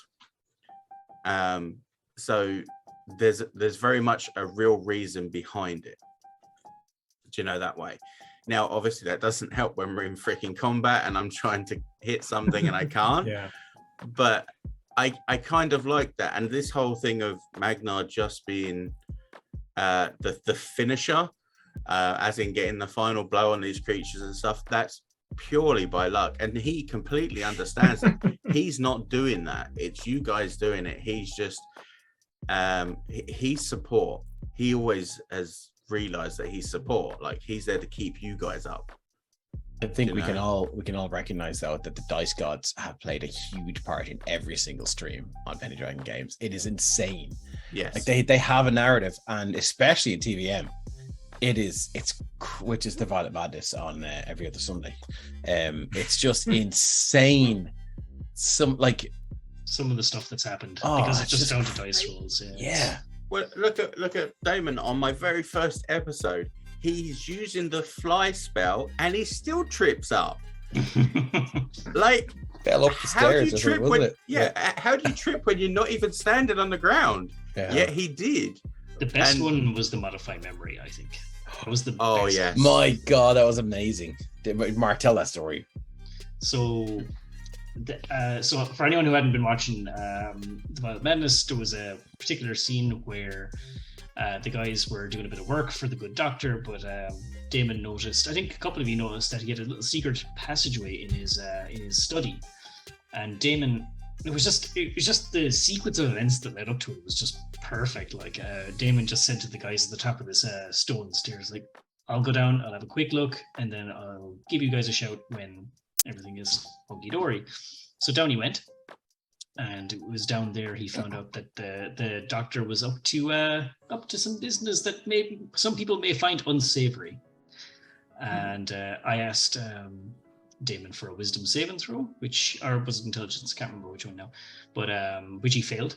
And the doctor just crept up behind him and cast a modify memory spell on him, telling him that he saw nothing but boxes and crates down here, and sent him back on his merry way. to Wasn't drink it a as shit ton poisonous of wine. gases? And Yeah. to drink a shit ton of wine as But well. like, to forget about it. and Damon had said earlier Oh, that, that's he, right, that, he, yeah, that he yeah. doesn't enjoy wine, Mm. but Yeah. no one copped it. And Yeah. I think Shadar, because Shadar like carries wineskin upon wineskin of wine, and he'll just sip away and just like, you know, just kind of function. And he offered to Damon. Damon was like, no, I hate wine. And then he goes back to the inn and just drinks like was it 10 glasses of wine, and none of us copped it. Yeah. Oh, in my game, the barbarian in my game in the Churn gang is a Hoot, the Strig barbarian. She's a powerful owl whose younger sister had been mauled by a forest prowler, and so she went out into the forest and hunted down the prowler and killed it and took its skin and all that, you know. And for the whole game, I was waiting for somebody to cast Restoration on her, and it never happened until she finally ended up face to face with her sister, her maimed sister, who said, "Let me cast a remove curse on you," because she was a cleric, and it turns out that her memory had been modified, and it was her that maimed her sister. Yeah. Oh, It was one of these, you know, and I thought that's so, oh god, that was so good, you know. And even though that's the kind of stuff you see on TV shows all the time, I thought it was such a great reveal. that's You know? awesome. And Yeah. Michaela was kind of like, "Oh, I'm a bad person." You Like, know? I'll say as a viewer, Yeah. I was But then like, oh shit, I can't believe Yeah. they done that. But then her sister forgiving her, right? It's like, you know, tells her the story of the scorpion and the frog, right? It's like, it's in your nature, it's okay, you know. And then I'm crying.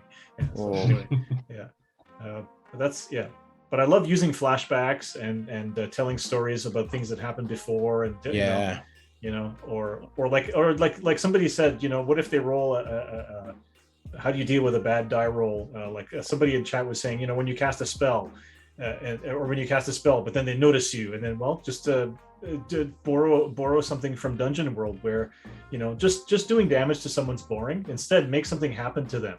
You know, they have a flashback, or their spell backfires, and then something happens, and then, you know, and then you can use that to tell the story, right? So Yeah, I think anyone that watches the Saffron Saga knows that I'm a devil for a dream sequence. yeah, that's how I did the big Orcus reveal in my last session, where I was like, I'm trying to figure out how to do the big Orcus reveal, and then this creature hits the party with a psionic burst of energy. I'm like, this is a good time, you know. And so big Orcus reveal, so that everyone's like, holy fuck, Orcus. Yeah. The flashbacks, I think, are a really good way to tell a story, as you said, and as Dave said, the dream sequences as well. Like in our home game, I think for the last 6 to 8 months, I've been giving our bard the dream sequences, and like early on, kind of halfway through, maybe about 3 or 4 months ago, I just got a message from him after one session going, "I have no idea what's going on, but I love it." Yeah. You know, but I also like to give the players agency, right? You ask them, tell, you know, what happened, why did this happen, or you say, here's a flashback, explain what happened and why it affects what happened in the current. And again, some players you don't want to do that with, but other players, you know, you do, and so that's just how it is. I think the whole thing with the flashback and dream sequences as well, it works very well in not just from a DM's point of view. And again, not to spoil anything for anyone that hasn't seen the episode, but the latest episode of TVM, there was a moment there that's kind of very similar to that, and that's going to be interesting to kind of see how that works out, kind of thing. So I think it's very much as important for the players, and like Dave was saying about, if he doesn't take his tincture, then shit's gonna probably go down, but he's very well aware of that. So I think it's great for the onus of that to be also on the player, not just the DMs. Yeah, for sure. It's awesome. I mean, another very fun thing to use as a DM, I know I do it a lot. I haven't noticed Dave, you or Richard doing it that much, is, you know, asking for a skill check when a player says they want to do something and then just keeping quiet. Is that just to fuck with them, is it? Or No, it definitely doesn't. I actually keep track of everything. I've got a little spreadsheet that I keep all of that in. Perfect example, it was all the wisdom saves that Finar had to make. Oh yes, yeah. Anytime he used his key, so he had there's a creature out there who is without giving too much away, in the continent of Sophiron, there are five pools of mana. This is where ki comes from, because when I read about the monks, I was like, well, where does this energy come from? Like what creates it? What, how does it, where does it manifest from, and whatever. So I decided there would be five areas. Midi-chlorians. Well, yeah, maybe not. Yeah. So I decided just demystify anything if you George that there would be five of these pools. And so we opened up with a dream, I think maybe second or third or fourth episode, opened up with a dream sequence of one of his old students who has been recruited and who they've since killed, but found one of them and poisoned it, and just vomited this black bile straight into it and corrupted it. And so then I did this dream sequence, and they locked eyes, and he was like, now I know where you are, we're linked, and blah blah blah. So every time he used the key, I had a mechanic where it would determine how quickly that character found our monk, because he was searching for him, because he knew his relationship to the master of the monastery. So and it got to the point, where it was slightly explained, and then our monk was kind of going, well, shit, is this a serious combat? Will I use my key for this, or will I not? And no, it was good fun. And yeah, so but just I like kind of love that, just give me a wisdom save. And he was like, what's it for? I'm like, cool. Yeah. And just that idea of tricking the players even as well, just to give us a deck save there. Why? Oh, no reason. It's just that thing of keeping that information in the background, and seeing the effect, and seeing that realization beginning to creep up on the players. Yeah, and then having them go, oh, I think it's this, and you're like, that is a really good idea. And you're like, it is now. I take it. Like me, I definitely did that. I think it was it was against Jack, playing as Tegan in my one shot. Jack was a great Orpeer. Oh man, brilliant player. Yeah, totally screwed me, which as a DM I was very proud of. Actually, I was like, good job for working it out in a way that I hadn't thought of yet. Thank you for doing that. But that idea of kind of the players giving you ideas then, and you're like, we'll do that later then. Yeah, it definitely helps to push things along. So I want to ask you guys as well now, kind of just reminded me as I put Bodhi back down, what are your pet peeves as DMs from players? Have you got anything that you're kind of like about? So I mean, and it's not that it bothers me a lot, but I mean, if I had to pick one thing, it's like Richard said, when you get that guy like, actually, like a rules lawyer, is it? I think you'll find. That's not how it is in the book, and I always, if I hear someone say that, I immediately go to that scene with Vader that says, I've already altered the deal. Don't make me alter it any further. Actually, Andy, who plays Mina, just actually posted that in way up the chat. She said, I've altered the stat block. Pray I do not alter it further. Exactly. People say, actually, if you're running a published adventure, that's well, that's why I'm really stressed and really nervous about running Radiant Citadel, because it's out now. It'll be my first time running a published adventure on stream, and I've said to the players, it will not, you can buy the book because it's not going to be the same. I'm going to kind of going to make a point of kind of diverging, because it's stressy when someone, especially in chat during a stream, actually that just wasn't in that room. I mean, that's the prerogative of the DM, is to be able to change whatever the bloody hell they like, right? Like, I mean, going back to Magnar killing Cryovane, there is no way whatsoever that I should have been able to pull out my whip to hit the sword to be able to cast the smite through it. Absolutely, that's not a thing that should have been able to happen. The dragon was dead from the sword.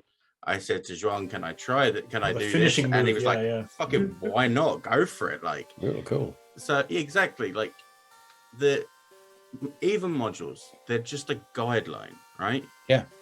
That's all they are. You flesh them out. I mean, Sharon's done a perfect job there with, we were saying about Icespire Peak and Fandalva and stuff like that. Now, I didn't know either of the modules beforehand, so I wouldn't have known anything about them anyway. But for those players that did, it didn't matter because he changed them enough that it kept it fresh for everyone. But for me, I purposely didn't make any decisions. Like I was kind of like, because I knew how it was going to go. That's why I was just like, anytime there's a decision to be made, I'm just not going to, But that's why, and this is going to be a very unpopular opinion with the people that have read both books or own both books. But I prefer Icespire Peak to Lost Mines. Just because Lost Mines has so much more lore in the book, where Icespire is very bare bones. Okay. Yeah, people have said Icespire is the best starter adventure, although the new one that's not yet out apparently is even better. So that's why I'm interested to see. I'll definitely look into that one as well. Yeah. My biggest pet peeve is metagaming. Yeah, I can talk. So I was going to talk about my pet peeve is basically it's metagaming.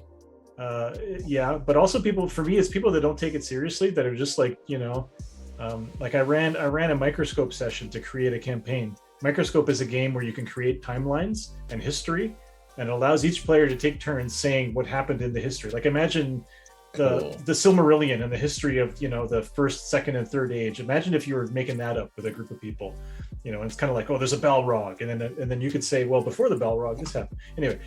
And one of the steps of setting up a game in Microscope is that you say things that do and do not exist in the game, either for personal reasons or whatever. And so one person was like, I don't want to have the story to be about evil nations. Like nations don't have alignments. Like the leader might be evil, and the people, like I don't want to have, because this person was a writer, and was tired of the trope of the evil nations and things. And then someone else was like, oh, peas don't exist. Peas don't exist in this world. I hate peas. And I was like, really?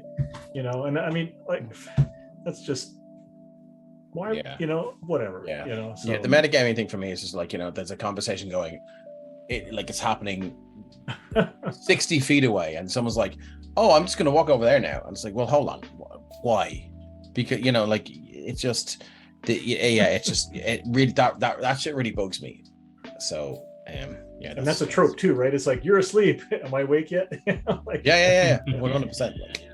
That kind of boils my piss. I mean, some aspects of that can be quite funny. Like, I mean, Tuesday's game specifically, when Magnar was talking to Crag, and Tom rolled a perception to see if he heard it while he was asleep. And he was just like, shut up, go to sleep. I'm trying to sleep. We all heard it because you were having your conversation inside the tent with us. Yeah. We're all like lying there saying, when are they going to shut up? Yeah. That kind of metagaming, that's cool. That's kind of funny and stuff. But like you said, Dave, like if you got someone that's doing something like across the map, but the player thinks it's, cool and I want to be part of that. And then all of a sudden they're over there for no reason whatsoever. Yeah. That's just like, but there's something that I do a lot that some people find annoying is I tell jokes a lot. Like I joke a lot, which it's kind of like my reaction to things. And some people don't like that. And I'm like, I'm sorry, but it's really hard for me now to tell a joke. And it's kind of a metagamey joke often, or, in fact, even in my own game, when I'm running the game, sometimes we're all laughing, and it's just how it is, I guess. I'm the exact same, Richard. I always have little quips and all that, even in serious situations. It's just a reaction. Yeah. But then on the other side of metagaming, then you get situations, and I know I've done it with both you, Richard, and you, Dave, where I ask you if I can make a roll to see if my character knows what I know. Because having run games, I've not necessarily memorized, but I know the stat blocks of certain creatures. Even if you amend them, I still know a lot about this thing. And it's difficult to even for me, difficult to split that knowledge. Yeah, but I know that you're not asking to make a roll to see if you can break the game. Yeah, but that's what I'm saying. It's not going to make you suddenly win the encounter. Yeah, no, definitely. And I think that's the difference. Yeah. I mean, the example that I always use for that is trolls. Everyone knows trolls are, have a weakness against fire and acid. Yeah. I actually didn't know that until I think it was Dave's game recently, the Operation Aberration. I actually didn't know that. I don't know how I missed it, but I actually never understood that. And so I was just thinking, damage. I was like, oh, okay. I was just thinking about that yesterday on my bike ride to work. It was like, what if what people know about creatures isn't always true? And so you get them to make a skill check to know something about trolls, and they don't do well. And so I'm like, yeah, they're resistant to acid and fire, whatever. And then when they fight the troll, turns out, nope, they have acid for blood. Your memory, you didn't remember that right. The new class in Pathfinder, the Thaumaturge, has an ability, I can't remember what it's called, but basically it's kind of like a recall knowledge check, and then he can apply weaknesses to his weapon against that specific creature. But if he fails his check, or he critically fails his check, he gets the wrong information. Oh, that's clever. Nice.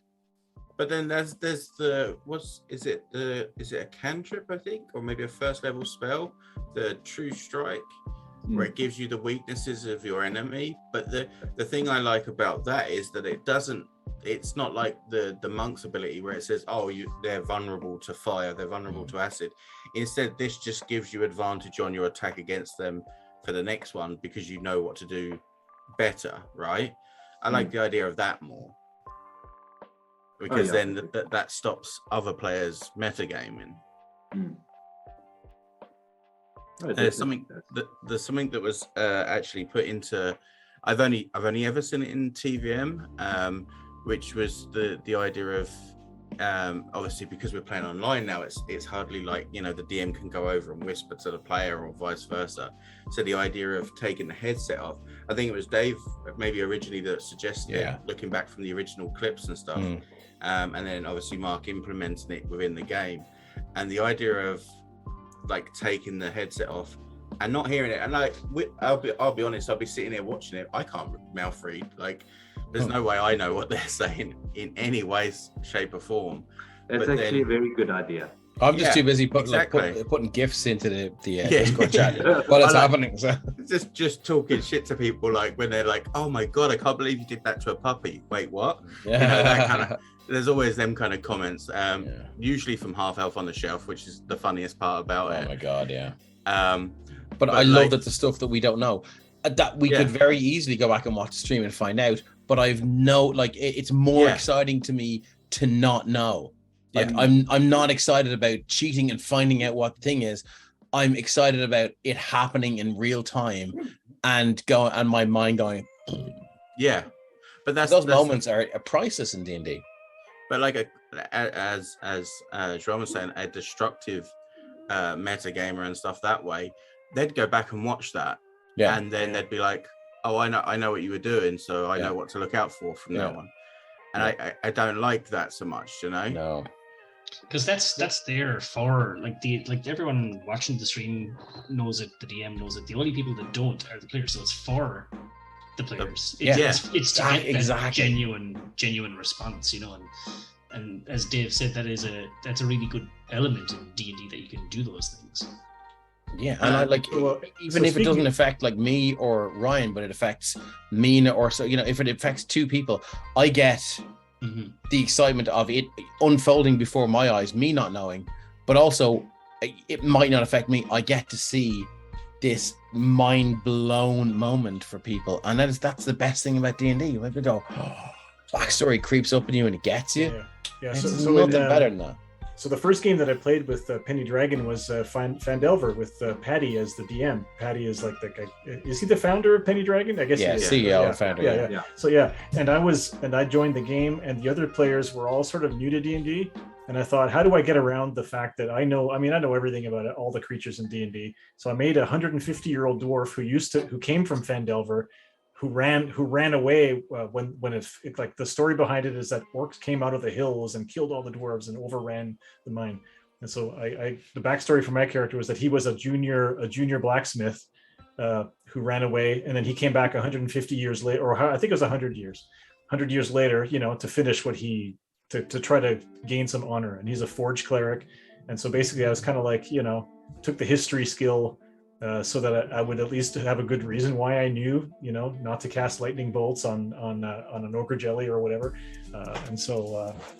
So that was my only attempt to justify metagaming. And so with Luca, I decided I was going to be obsessed with knowledge, so that if I ever knew something, but I still haven't taken the history skills, so I'm just a min-maxer and a metagamer. But no, being in the company of so many DMs and stuff like that, like when it comes to creating your world,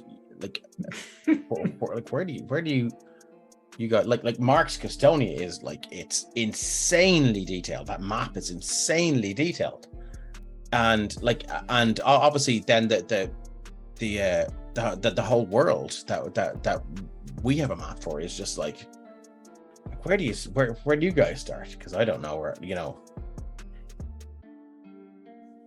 Are you asking the question? Yeah. Well, for me, I always started. You guys don't mind. Sorry, Ryan. No, absolutely. In a small place. I like a spiral campaign where you start in a small place and then you build it up from there where the players go or are going to go, unless you have time to create a whole intricate world. But the problem is if the players never go somewhere, that you're wasting energy creating things, in my opinion. But then once you've done all that, the next campaign takes place later on, so that you can leverage the stuff that was created before. Like I've run several Humblewood games that all have happened after previous ones, and so the world feels real because, the goddess Gesmi being a troublemaker god didn't start in this campaign, that's for sure. So, they're untrustworthy god. How about the rest of you? How do you world build? How do you start? I mean, I like starting with the map itself. I just start drawing and when I say the map, I'm talking about the world map.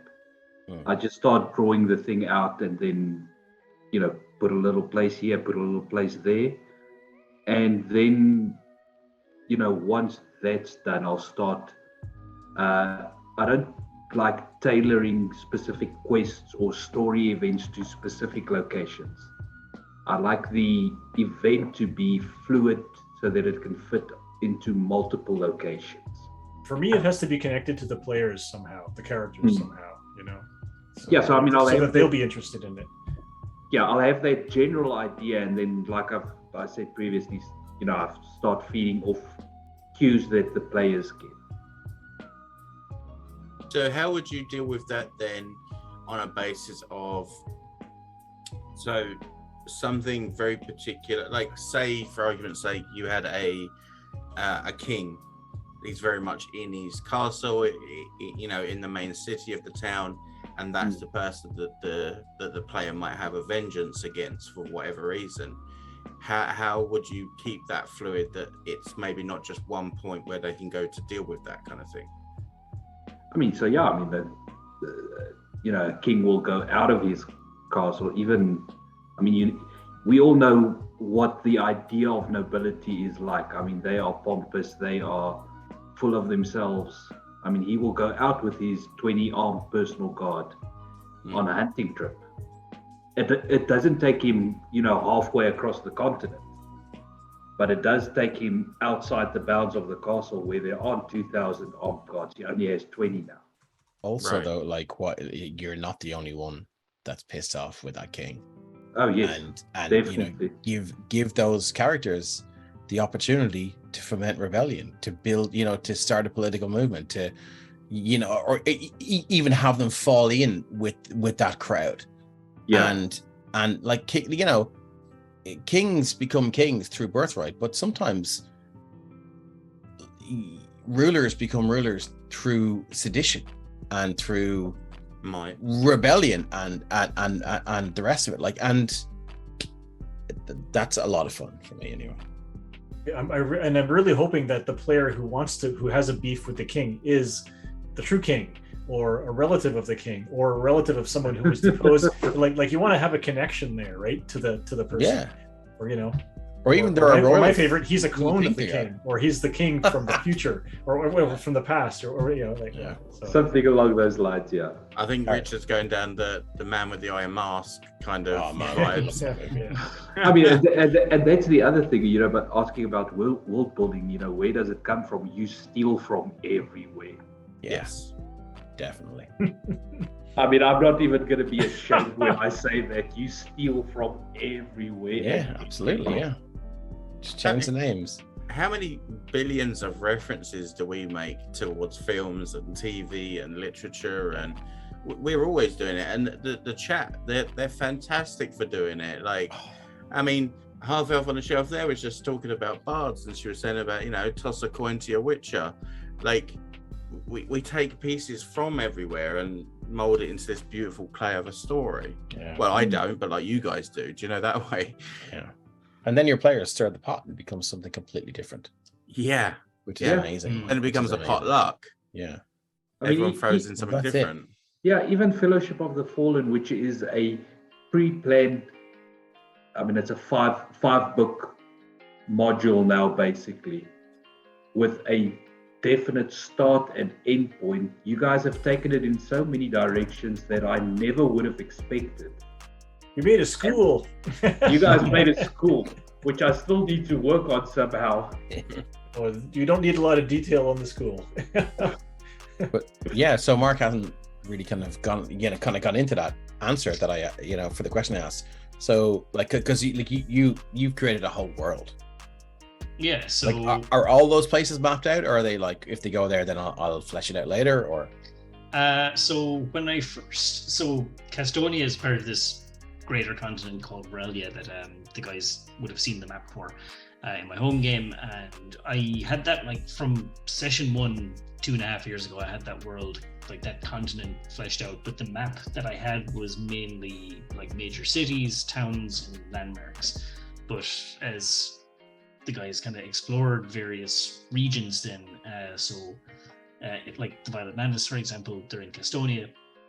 They have a more detailed, zoomed in map of that area where, I didn't really flesh out until I kind of said, okay, this is what the Violet Madness is going to be about, and this is Shadar's backstory, this is Nina's, this is Elfric's, and so on and so forth. And talking to the players, going, where's your character from?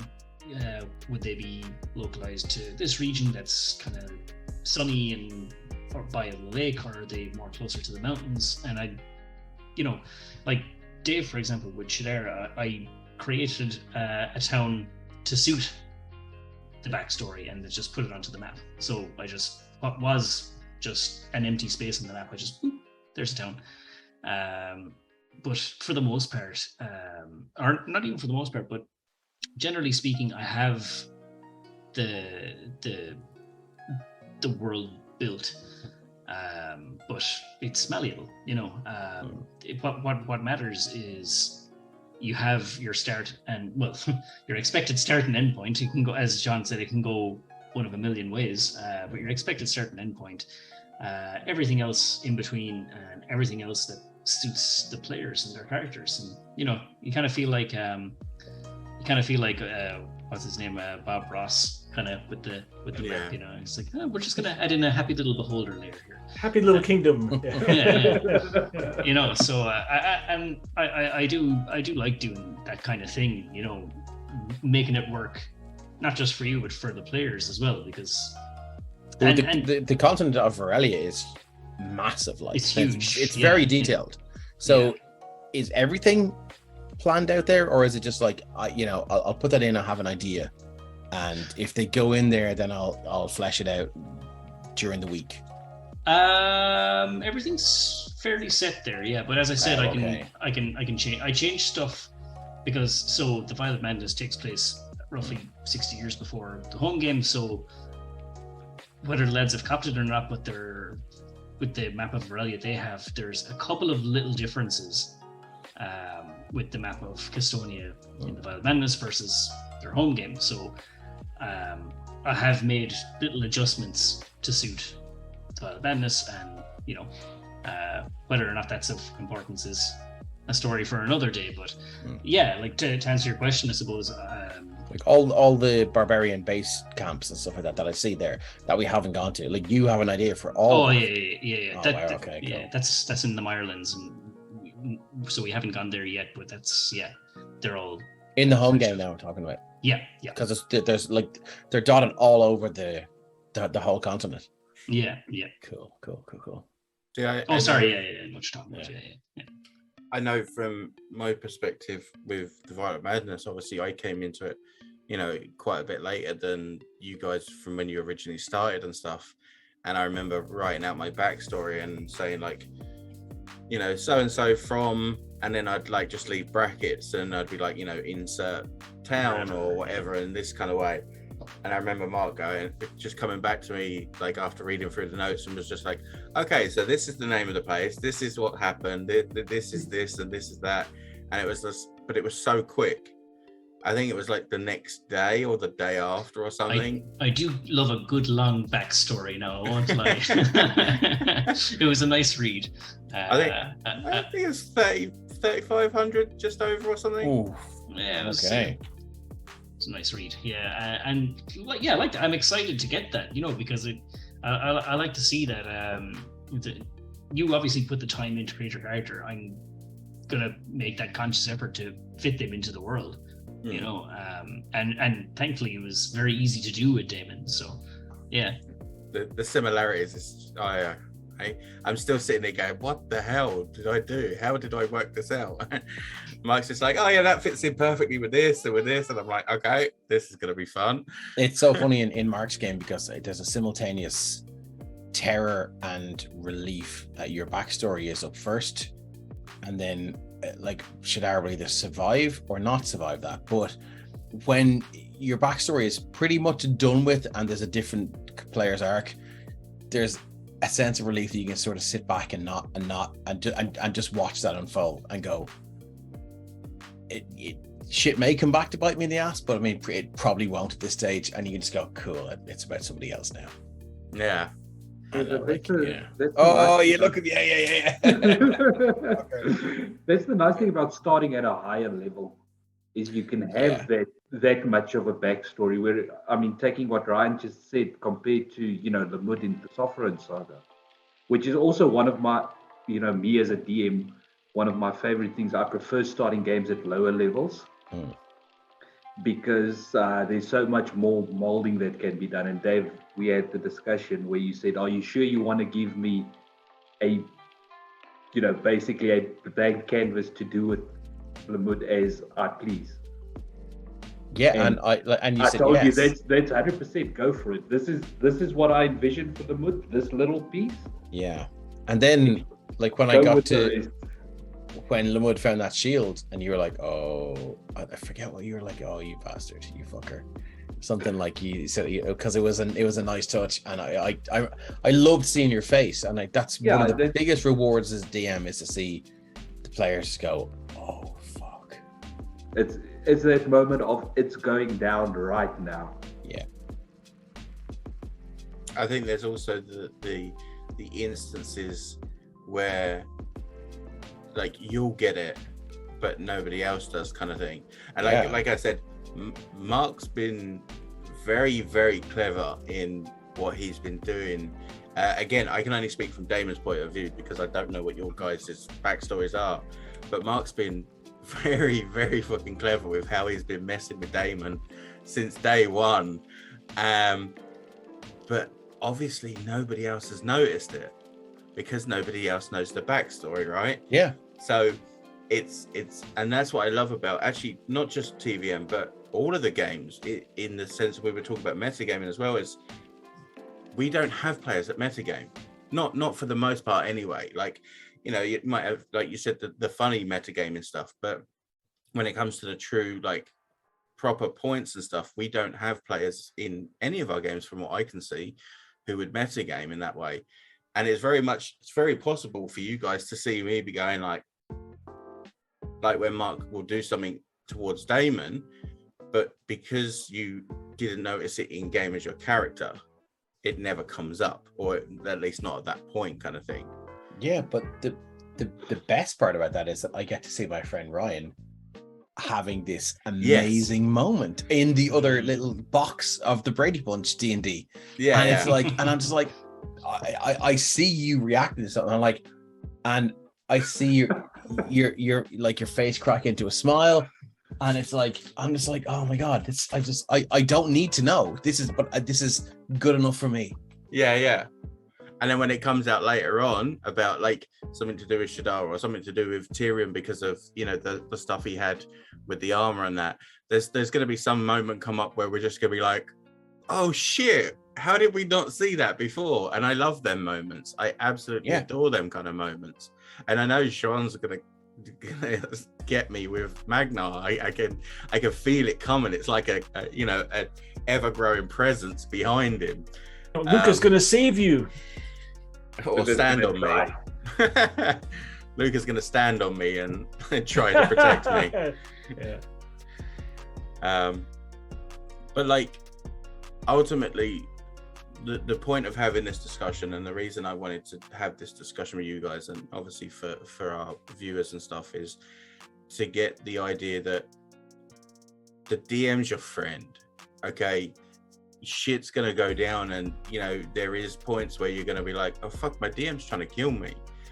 But I've never felt that it's a case of you're trying to kill us. It's that you're trying to make it so that we have to challenge ourselves. Like that's the point, right?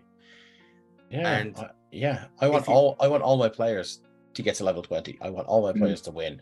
I want all my players to become super cool NPCs in my next campaign that they're not playing in. But but they have to cry along the way. If they don't cry, you didn't do it. But like, if they die, I will be upset with the player. I will be sad that they're dead, and I will have a visceral emotional reaction to that. And I will feel shit. I mean, Ryan and Richard can both attest to this, because I've said it multiple times, you know, off air and things, is I will never throw anything at the party that I think they can't survive. Yeah. If that survive means running away and they don't realize that, then that's on the player, that's not on me. But the situation will always be survivable. There will always be a way out. It's just about finding that way out. Because at the end of the day, it's about enjoyment. And as a DM, for me, the enjoyment comes from seeing those moments unfold, seeing the party come together, or seeing that natural 20 at the critical moment. And also characters can die, but I mean D&D is a game where characters come back from the dead fairly easily, and as you get higher up in levels, it becomes very easy to come back from the dead. Just cost 300 gold pieces. Or whatever. So that's not, you know, that's not what a good DM's not going to be like, you know, setting that as the goal of defeating the players by killing them. No, the goal is to, you know, you raise the stakes by they don't lose by dying. They lose by having the kingdom be destroyed, or they lose by having their favorite NPC get killed, or whatever, things like that. So actually, and there are games where death is not an death only happens to a character if that's what they want, right? Games that don't have hit points, or games that have, when you get to 0, you're not dead. You have a conversation with the DM and talk about how, you know, is this the time for you to die? Yes or no? And if it's not, well, then something else can happen. So, I mean, I would tell you now, and obviously Sean will, I'm sure, back me up there. Like, we had that moment with the ogres and stuff around that keep that time, and I had John message me like, if this comes down to it, like, the message was, it wasn't negative, but it was like, if this comes down to it, how do you feel about this? Now, I could have probably easily said, like, you know, I'm probably not going to be cool with this kind of thing, and I'm sure Joan would have maybe, you know, taken the fight in a different way, or maybe he wouldn't have done. But the point was that Joan took the time to make sure that was going to be okay if it did fucking come down to that, because it was very much close to that. It really was. And I mean, like I've always said, I said to Joanna, I said to all of my DMs and stuff, like, if it makes sense for the character to die at that moment, absolutely. I want the story. Yeah. If that means I have to die for that story, abso-freaking-lutely. Make it good. Do you know, that way. The joy D&D though is that you come back into that same story as a different character. Yeah, or maybe the same character. Yeah, like you said later on. But the story continues. Yeah, on that as well. I mean, just as important as it is for the player to be with their character dying, it's, in my opinion, it is also up to the player to decide if that character comes back. Yes. That's something I've always advocated in my games, is if they are attempting to resurrect your character, you have the full right to say no. Yeah. And I was given that choice by you. Yeah. That was 1990. I think that was the follow-up message, was actually Jean saying, if it did happen, then what do you choose? Now, obviously, I won't divulge that here because, you know, the decision I might have made then might be different to the decision I might make now. But it was very much a palpable response of, look, this could happen. What do you want to do? Nine times out of 10, I would agree with that. But when it comes to Shadar, I think in the second episode, so Tyrion said, like, you're too important to the group. So if you die, I'm going to revivify you. I'm going to bring you back. And I'll write the Raven Queen and IOU. And Shadar was like, if that happens, we're going to have fucking words, because Shadar is a grave cleric, and the best that he's not looking to get killed, but the best thing that can happen to him is to die in her service and walk through, get to the top of that queue and have the streamers and balloons go off, because, you know, and this is what he thinks will happen. Welcome to Valhalla kind of thing. Yeah. So, but the way it probably will happen is, so he's the one character that I would give agency to the DM to decide whether he comes back. Because the idea of him being wrestled back out of that queue, either before he's judged or after he's judged, depending, that's fine, is like the character journey and the story is just more enthralling. Like the relationship between him and the paladin that brought him back then would be like seriously strained, and it's just it's too good to just say no. But if it's a character that I loved, then I would just go, yeah, no, they're happy to be dead. Yeah. In my relative little experience as a DM in that situation specifically, you know, Shadar's gone, Tyrion's like, I don't fucking think so. If you didn't want to make that decision for me, I'd be like, okay, so there's only one way to really sort this out. Let the dice gods decide. Yeah. Do you know, that kind of way, in the sense of, you know, Tyrion, intimidation or persuasion, and like Shadar, you know, wisdom or something. You know, I think that can be a kind of cool way to do it. But absolutely. Yeah, for me, I just have whenever people are brought back from the dead, there has to be some kind of in-game consequence. Like, yes, you know, and you got to figure it out. Well, when Oger brought back the mouse paladin using non-clerical magic, that was a very grave consequence. But for sure. I think it will not bite him in the ass sometime soon. No, it hasn't affected him at all. Just remind us again, what was that, if you can tell us?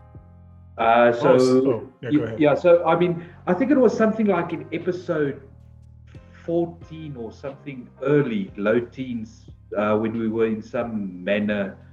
Oger was just walking through the library in the manor, and I thought, no, I want to make an investigation check. Maybe there's a book or something, and I rolled a nat 20. It was a nat 20 investigation check to find treasure. I was like, well, it's got to be something good. So I rolled it up randomly on Donjon. Donjon was like this website where you can just roll stuff up, and it was like a scroll. It was, well, tell them what it was. I mean, yeah, but it was a scroll of wish, and I've been keeping the thing in the back pocket for one day to do something with it. I hadn't even decided what to do with it. And you still have it? I think you had it in your pocket for like 6 months of real time. or Yeah, something. 6 months real time, I and was like, then we went up against Werner the Butcher and Ben's character. So Arthur went down, got decapitated. So 3 death saves, gone, no longer there. and you can talk about being a fan of the players and not wanting to kill them. Well, when Verno brought him down to 0 hit points with 1 blow, and then the next blow was a critical hit with a headman's sword, I was like, I don't want to kill you, Ben. Ben's like, it's okay, you can kill me. It's like off came the head, and he was dead in one. Yeah, he was just, yeah. Yeah, so I mean that happened close to the end of the session. Now I'm sitting there thinking about, I've got the scroll. I know I can do this. Yeah, shit was very real, because I mean the party was in big trouble. I messaged Ben and I asked him, do you want your character to come back? And he says, I mean, he would like his character to come back. There's still a lot of story. He asked me, what can you do? I said, no, don't worry about it. I'll sort it out. Message Richard, and I told him, listen, this is my plan for the scroll. How are we going to work this? He said, no, we'll do a check just to see if you can actually cast the spell, because it is outside your class ability and all of that. Yeah. So, normal check. I mean, I think I needed to roll a 19. And I was prepared to give you advantage if you just asked for it, but you didn't ask for it. I was like, oh, you just rolled. I was like, I guess you're just rolling. And yeah, you had to roll a 15 or higher, I think. Yeah. Yeah, no, I had to. Because I've got a +5 intelligence, I had to roll a 14, and I rolled exactly 14. Oh, okay. Oh, yeah. I think But that you what was touched the on a moment commandments? there. Sorry, go on, Dave. I think that you touched on a moment there where Richard, you communicated with your player, like you were just like, "Are you okay?" Yeah. Yeah. Because I don't want to do kill this, but yeah. And I think that's like if you have the right group, you can do that. You can just go, look, this is not obviously what I want, but I'm just checking in that you're okay. I think that's we went through that with Michaela's character too, Hoot, later on, when she was a 1 hit point barbarian raging, and she was going up against her sister and then 3 other guys who were all hitting her, and I was like, well, they're just going to keep hitting you. I don't see any other reason why they wouldn't, right? And she's like, bring it, and high level barbarians, every time they go to 0 hit points, make a con save. Yeah. If you make your con save, you stay at 1 hit point. And she made a 15, DC 15, DC 20, DC 25, DC 30 con save. She made them all. She stood. Yeah, she never went down. And then she turned, and then she used her ability to shape change into a forest prowler. Anyway, but it was like, holy shit. You can't rate this stuff, or you can, but it just, you wouldn't believe it, right? Yeah. I mean, Dave, it was the same with Dementia on Operation Aberration. Well, hang on, Joan, but hang on. So you cast the wish, and what did you wish for? So you were being very careful. Ojo wished for Arthur's head to be reattached to his body and him to be brought back to life. Yeah, your basic revivify or something like a 5th level raised dead, I think it was. Yeah, so he heard a voice in his head that said, no, ask for more. So I upsold him and he went for it, which is great. So, No. So he got brought back to full hit points. Yeah. I had a D20 on my desk that I rolled and decided, if it's low, I'm going to go for it. If it's high, I'm going to leave it. And I rolled a 5. So I said, I'm going to go for it. Yeah, I'm going to take the deal. And Oja's suffering the consequences of that. Yeah. And what was that? You're going to see it see it tomorrow, maybe. Oh yeah. So we can't give it away. Okay. But I will give away that wishes in all of my games come from the gin. Ever since I ran an Al-Qadim campaign 20 years ago, which was the Arabian Adventures. I loved that setting. Wishes come from the gin, and so wishes are extremely powerful. Yeah. And you never get a wish without some kind of a consequence. So I mean, me and Richard probably after that session, we probably spent up until the next game those 2 weeks back and forth messaging the whole time about what's going to happen next, how this is affecting things going forward, the changes that are going to happen. So I mean, there is definitely things happening, and I'm loving it, and I'm all for it.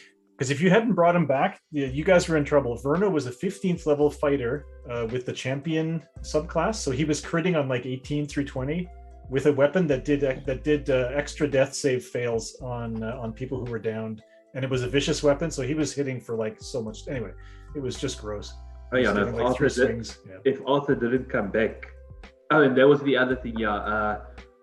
For some reason, Hobol couldn't get to him in time. So he wouldn't have been able, with the magic she had available, he wouldn't have been able to be raised again. Oh.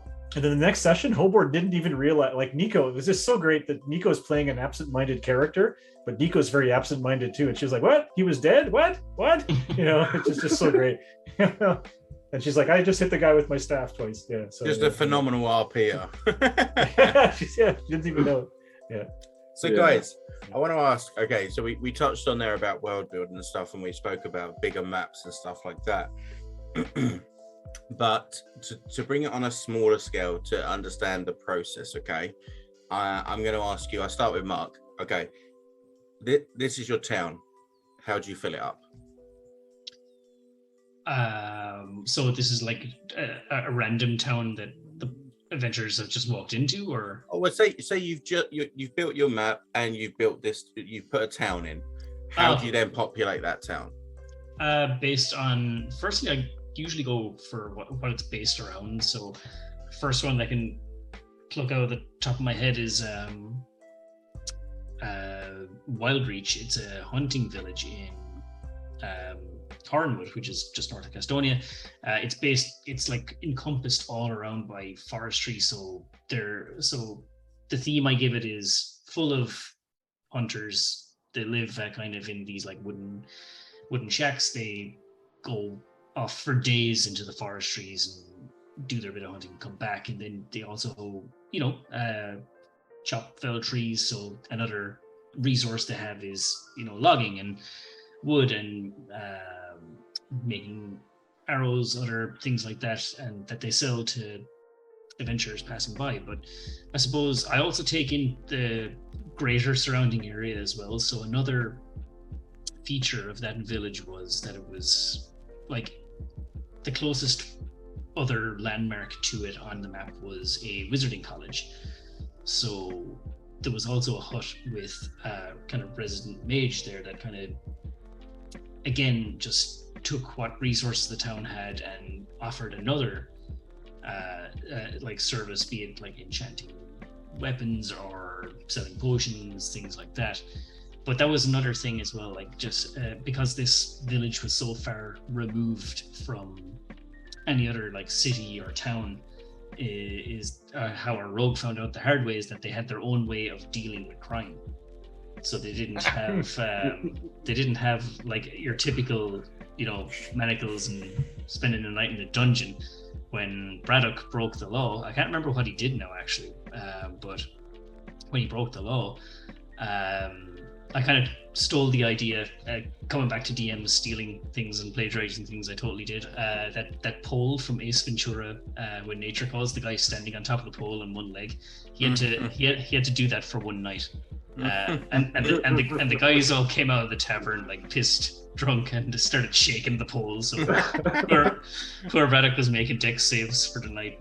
So yeah, like I mean, stuff like that. I just kind of like that in particular. That thing I kind of came up with on the spot. So so to answer your question, I suppose the main things when building a town or just plopping a town on the map, my main thing is, okay, is there how does this village run? Is it magical, non-magical? Is it farming? Do they have much flow through the village? What's their main resource? And then I just fill in like little bits and pieces, like maybe there's I thought of a cool side quest idea during the week. Oh, guess what? It's now in the billboard in this little village. So just little things like that, and just dot them around. Excellent. And I know kind of Dave's got quite a cool process as well, kind of similar, I think, in some aspects. I got a brief look into that the other day, which was pretty cool. So do you want to explain your process for it? Yeah. Dave? So so when the characters come to in the Saffron Saga, they're going to be heading, the next arc will be in the city of Artex. So I go through, I've a bunch of categories. So I've got land and resources. So what made people want to settle here? So what's good about the place? Why did a town build up around there? So with the city of Artex is a glacier, it's mountains as far as this river. So what are the resources? Spring water, stone mining, metal mining, gem mining, ice trade, lumber, and fishing. So you're grand. So this is what makes people money in the town. What's the trade? Shipping down river to Davros down to the capital city, which is Sophoron. So what are the products produced there? Bottled spring water, glacier ice, jewelry, magic items, and weapons. Then I have to ask myself, what's the power structure? Who's in charge? So I'm like, so obviously with Sophoron, it's all royalty. So dukes and duchesses are given these towns and they're in charge of them.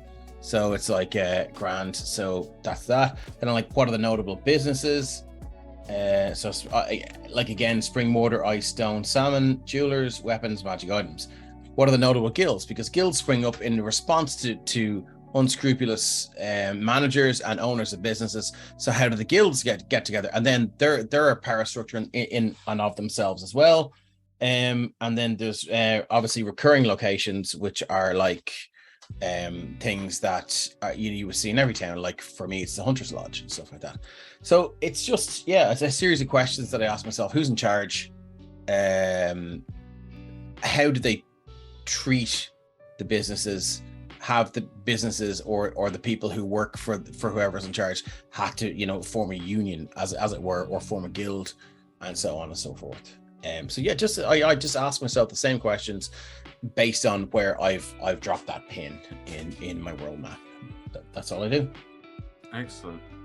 And now, John, tell me how a cranky old cow like the Growler managed to keep control of Leyland. But how do you build a town that way? So yeah, I mean, that one bullshit quest, man. Bullshit. That one you'll have to wait to find out. But yeah, so what I like to do is kind of similar to what Mark said. What's in the area, and then you build your town kind of around that. I mean, Leyland was already built, but there's not a lot of details on it. It's a fishing town. It's close to the marshland, so it's not very safe. And then what I like to do when it comes to populating the town, depending on the size of the town, if it's a small town, I have about 5 or so notable characters in it. Scale it out from there, because I mean, your players are going to ask you to talk to people. I mean, they're in town, they're going to talk to people. Shop wise, how easily is the town accessible via road? How close is the nearest other town to it? How big is that other town? Is it a trade route? Is it not a trade route? I mean, things like that are going to influence your shops. You're not, if you're off the trade route, you're not going to find anything much bigger than a dagger in the shop. Yeah. That's awesome. And I think a lot of it as well would be kind of flexibility, right? Because you said it yourself there that you'll have a player come in, they'll be like, oh, where's the haberdashery? And you're like, okay, do they have one? Hey, chat, come up with a haberdashery. You're like buffering. So in the last time I ran this game, while that previous party was in Leyland, one of the players asked for, I think it was the manual of quickness of mind, or whatever the thing's called. He's been saving up his cash that he's gotten right throughout the campaign up until that point for this, just so that he can get the boost. I was like, yeah, no, you can get it. They'll probably have to import it from Neverwinter for you, and you can add about 60% to the cost of the price. Jeez. Okay. Because it's able to get it. It's just he was able to get it. It's just going to be next to impossible. And I told him, because you have to remember, a message needs to be sent from Leyland to Neverwinter. That's going to take about 2 weeks. From Neverwinter, they need to source whatever it is you're looking for. That can take X amount of time, and then it's going to take another 2 weeks for this item to get back to Leyland. Yeah. So you are looking at a minimum of 5 to 10 weeks. By then you're in Neverwinter, and you could have collected it. You could have collected it yourself. Yeah. So you do say 5 notable NPCs. And like, would they be like, so like, would number 1 be always in the shop, or would you be able to transpose that to I mean, what person would in be, the pub? One would be, I mean, I prefer to give them personality rather than, or an idea of who they are and how they would act, rather than giving them a set location. So you could drop that person into the first place that the party go, regardless of whether it's the forge or the pub. I mean, I love it. Yeah. I mean, the party might walk past Bob the beggar at the front gate and pay him no mind, but when he makes a ruckus in the tavern, they are going to notice him. Love it. I mean, he can still pass on the information that I was trying to pass on to the party, just a couple of hours later. Yeah. When you said about actually that, the first character that came to mind was actually Nick Frost's character in Hot Fuzz, where the first time Sergeant Angel meets him, he's in the pub and he's getting pissed and he's trying to arrest him because he's like peeing on the fountain and stuff. Yeah. And then he sees him the next morning and he's actually one of the constables. He's exactly. Like, what's going on here, kind of thing. Yeah. That's a great way to drop and play with the characters, I suppose. Yeah. So Richard, how many mice do you have to create for a town?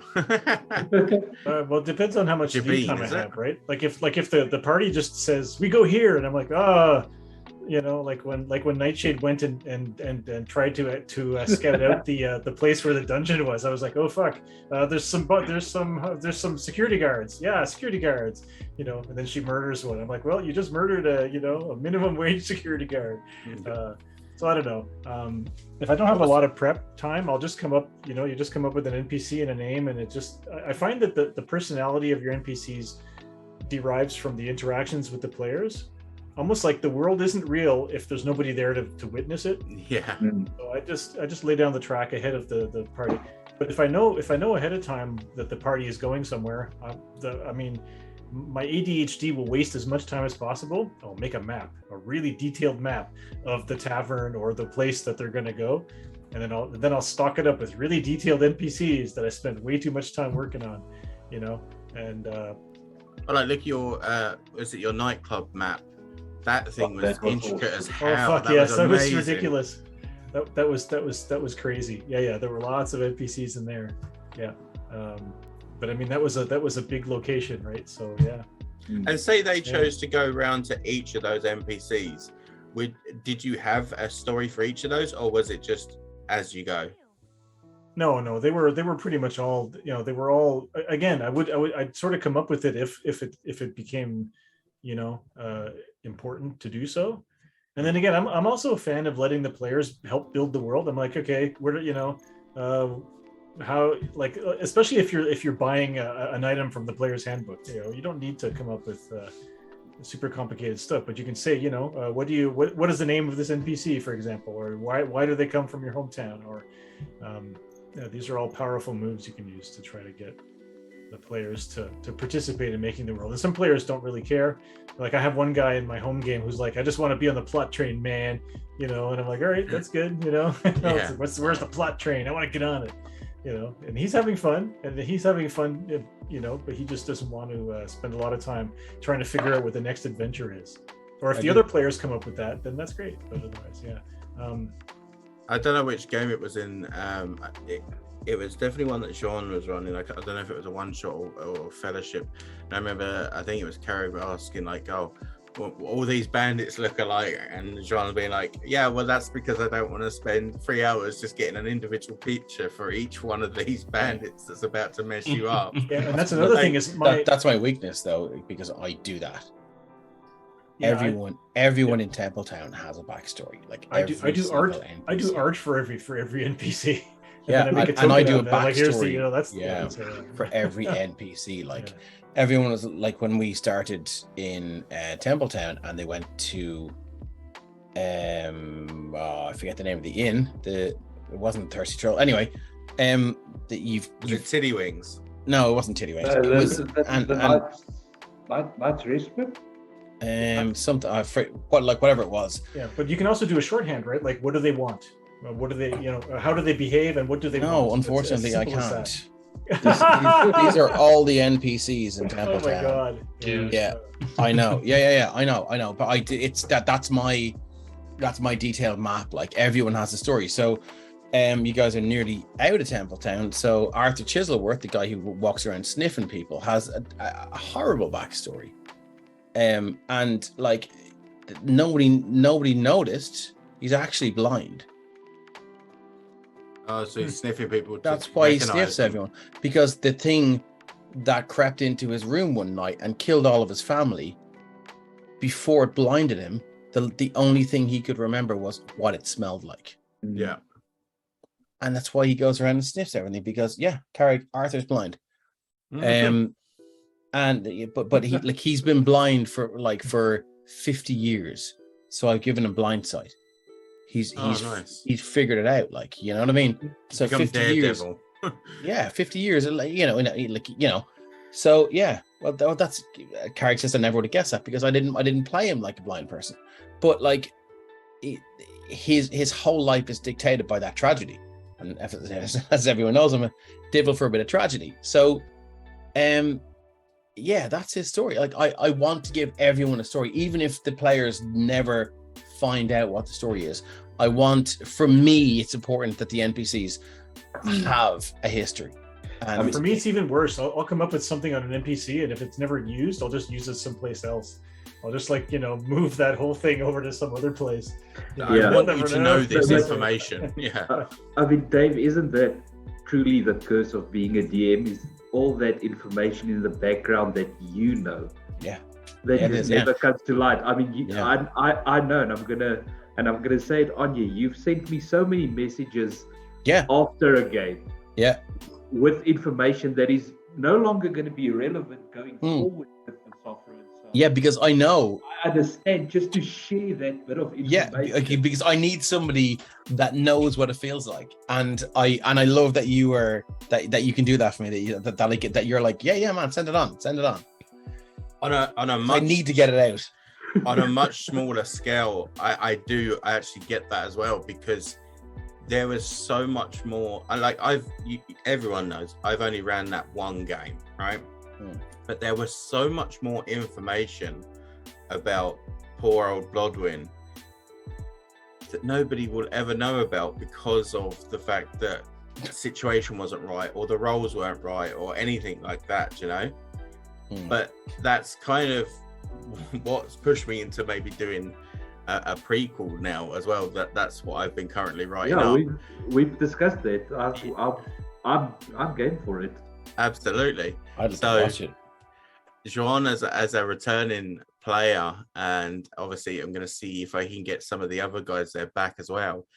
But just briefly, just to kind of finish that up. Essentially, the way I want to do it is I want to do 2 games. Actually, I want to do 3. 2 games. One game is going to be the original crew, if I can get everyone back together again, or at least the majority of them. The second game is going to be a completely different adventuring group. And the third game is going to be how they both converge together for that story. Cool. Because there were, like I said, there was a lot more to that story that just didn't happen to come out. And that by doing it as 2 different adventure. Now, don't get me wrong, for the third game to have 2 adventuring groups, that's going to be how to play. But sure, I've never done anything easy, right? Well, hey, one game I want to run is Juan. In that town that we're in right now, there's all those kids, and then there's the one kid with the owlbear. You know, I want to run a Kids on Bikes game with those kids. With those kids, yeah. So Kids on Bikes is a role-playing game where you simulate things like Stranger Things or The Goonies or E.T. Yes. You know, like a bunch of kids on bikes. You know, solving a big, dealing with a big thing. But they're kids and they're riding around on their bicycles. And so imagine like a BMX Scooby gang. Yeah, that's right. So imagine all these kids, you know, in the town. And in the game Kids on Bikes, there's always like a creature or a monster or 11, you know, that the party have to deal with, and then they end up sharing control of that NPC basically. So yeah, so it's Kids on Bikes. Did any of you ever see or remember a TV show called Erie, Indiana? I freaking loved it. It was one of my favorite shows. I remember the name of it. So it was the lead actor was Omri Katz, the guy who was in Hocus Pocus, the main lead in Hocus Pocus. who, just for curiosity's sake, is a hairdresser, by the way, nowadays. Anyway, he was in this show, and it was essentially him and his friend as, I think, like 12-year-olds or something like that. And all these mysterious goings on were happening in their town. So each episode was them working out one of these new curiosity kind of things. And that's exactly what you reminded me of when you were saying about that. And it's such a cool idea, and I would love to see that play out. I would really like to watch that. That'd be really cool. And as for the owlbear, Magna still wants it, but no. part of that come down to the fact that Jean put up the thing in the memes channel there about what is it? Owlbear cubs are actually called chubs, and I was like, are they? What are they called? Is it chubs or chucks or? Yeah, they're not called chicks, and they're not called cubs. They're called chubs. Chubs. Yeah. They're called chodes. Yeah. And I jokingly said, "Oh, Mag, I want a chub," and obviously not like that, but anyway. And yeah, and John said, "I'll give you a chub." No, but he was like, there might be an opportunity, so that's what that was. But obviously, Magnar sucks when it comes to rolling, so that's why we didn't get it. Yeah. Yeah, no, I mean, I think I messaged you like an hour or so later. Said, yeah, okay, here's your stat block. There will be a situation where you will get an opportunity to try and get this owlbear, but it is going to depend on your rolls. Yeah. I'm not just going to hand you, in essence, a strong familiar, because I was planning on running it like a Pathfinder familiar or animal companion, where it levels up with you. Oh yeah, that would have been really cool. That would have been really, really cool. But unfortunately, I pushed for as many rolls as possible to try and get this thing going, but it just didn't want to work.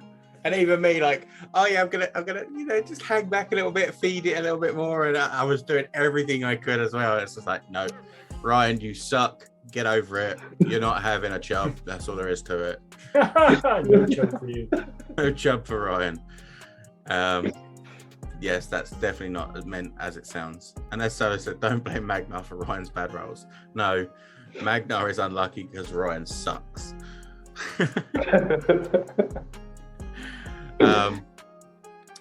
How do you guys go about naming places? There's this amazing site called Fantasy Name Generator. Yeah, that's exactly what I use. Exactly what I use. For towns and stuff as well, though? Or? You could get towns, business names, anything. Unless it's something like Templetown, like obviously, I created the temple and it was like it's called Templetown. So, but apart from that, like Artex, all the rest of it is just like blah, blah, blah, blah. Yeah, I mean, in my homebrew there, I'm busy writing for the last. Don't know how long that's been placed on the back burner. I mean, the main city of this continent in Elven, and I can't remember what the Elven word for it is literally Ring City. Okay. The city has a circular wall right around it. Are you going to run that on stream or is it a home game? I first need to finish it. It's about 40% done currently. Yeah, but then. I love that you say it's 40% done, but you'll say it's 100% done, but then there's more, and then there's more. No, exactly. I will bring it to stream when it's done. Can I play? You can play, but I first need to finish the thing. I need to get time. I need to get time. Just have to get in there. Right. Yeah. Listen, I would volunteer, but I better not get any more games. Otherwise, people are going to start wanting to lynch me. You bring quality to every game you're in, so I would have you in all of my games in a flash. So, Mark, okay, how do you name? Do you do Fantasy Generator as well? No, I take them from the old Noodle. Oh, there we go. Yeah. I don't know. I just say nonsense words and hey, here's a town. Heathcote. Like you. Great names. That Heathcote. Actually, I stole. Okay. From yeah. I stole that one. I did not know that, by the way. That's just. Well, it's actually the name of a character. So there's this game I played on the Nintendo Switch called Octopath Traveler. I don't know if anyone's ever played that before, but if you play the Thief's arc, Tyrion is his name. One of the people you do your adventures for is a guy named Heathcote, and I was like, that is such a cool name. Guess what the capital of Castonia is going to be called? But for the pretty much all the other towns, I think I just Harrenwood. Where did that come from? Yeah, that's just nonsense words that I used in my head. I don't even know. That was the name of the campaign that you the first one. That you threw into the Facebook chat. Yeah. So I just made that up. Hey, good on you. The something Woods of Harrenwood or something like that. The Black Fog of Harrenwood. Black Fog of Harrenwood. Yeah. So there was this so the premise of the story was this eerie kind of, instead of just regular fog around the woodlands, this black fog started rising, and people started kind of just walking into this fog and never returning, that kind of thing. And the adventurers didn't have their typical "you all meet in a tavern." They all met in jail. And, and the fog started to set down around the town, and there was panic, and they managed to escape from jail, and it just went from there. Great. Mark, I'm starting to see a pattern here.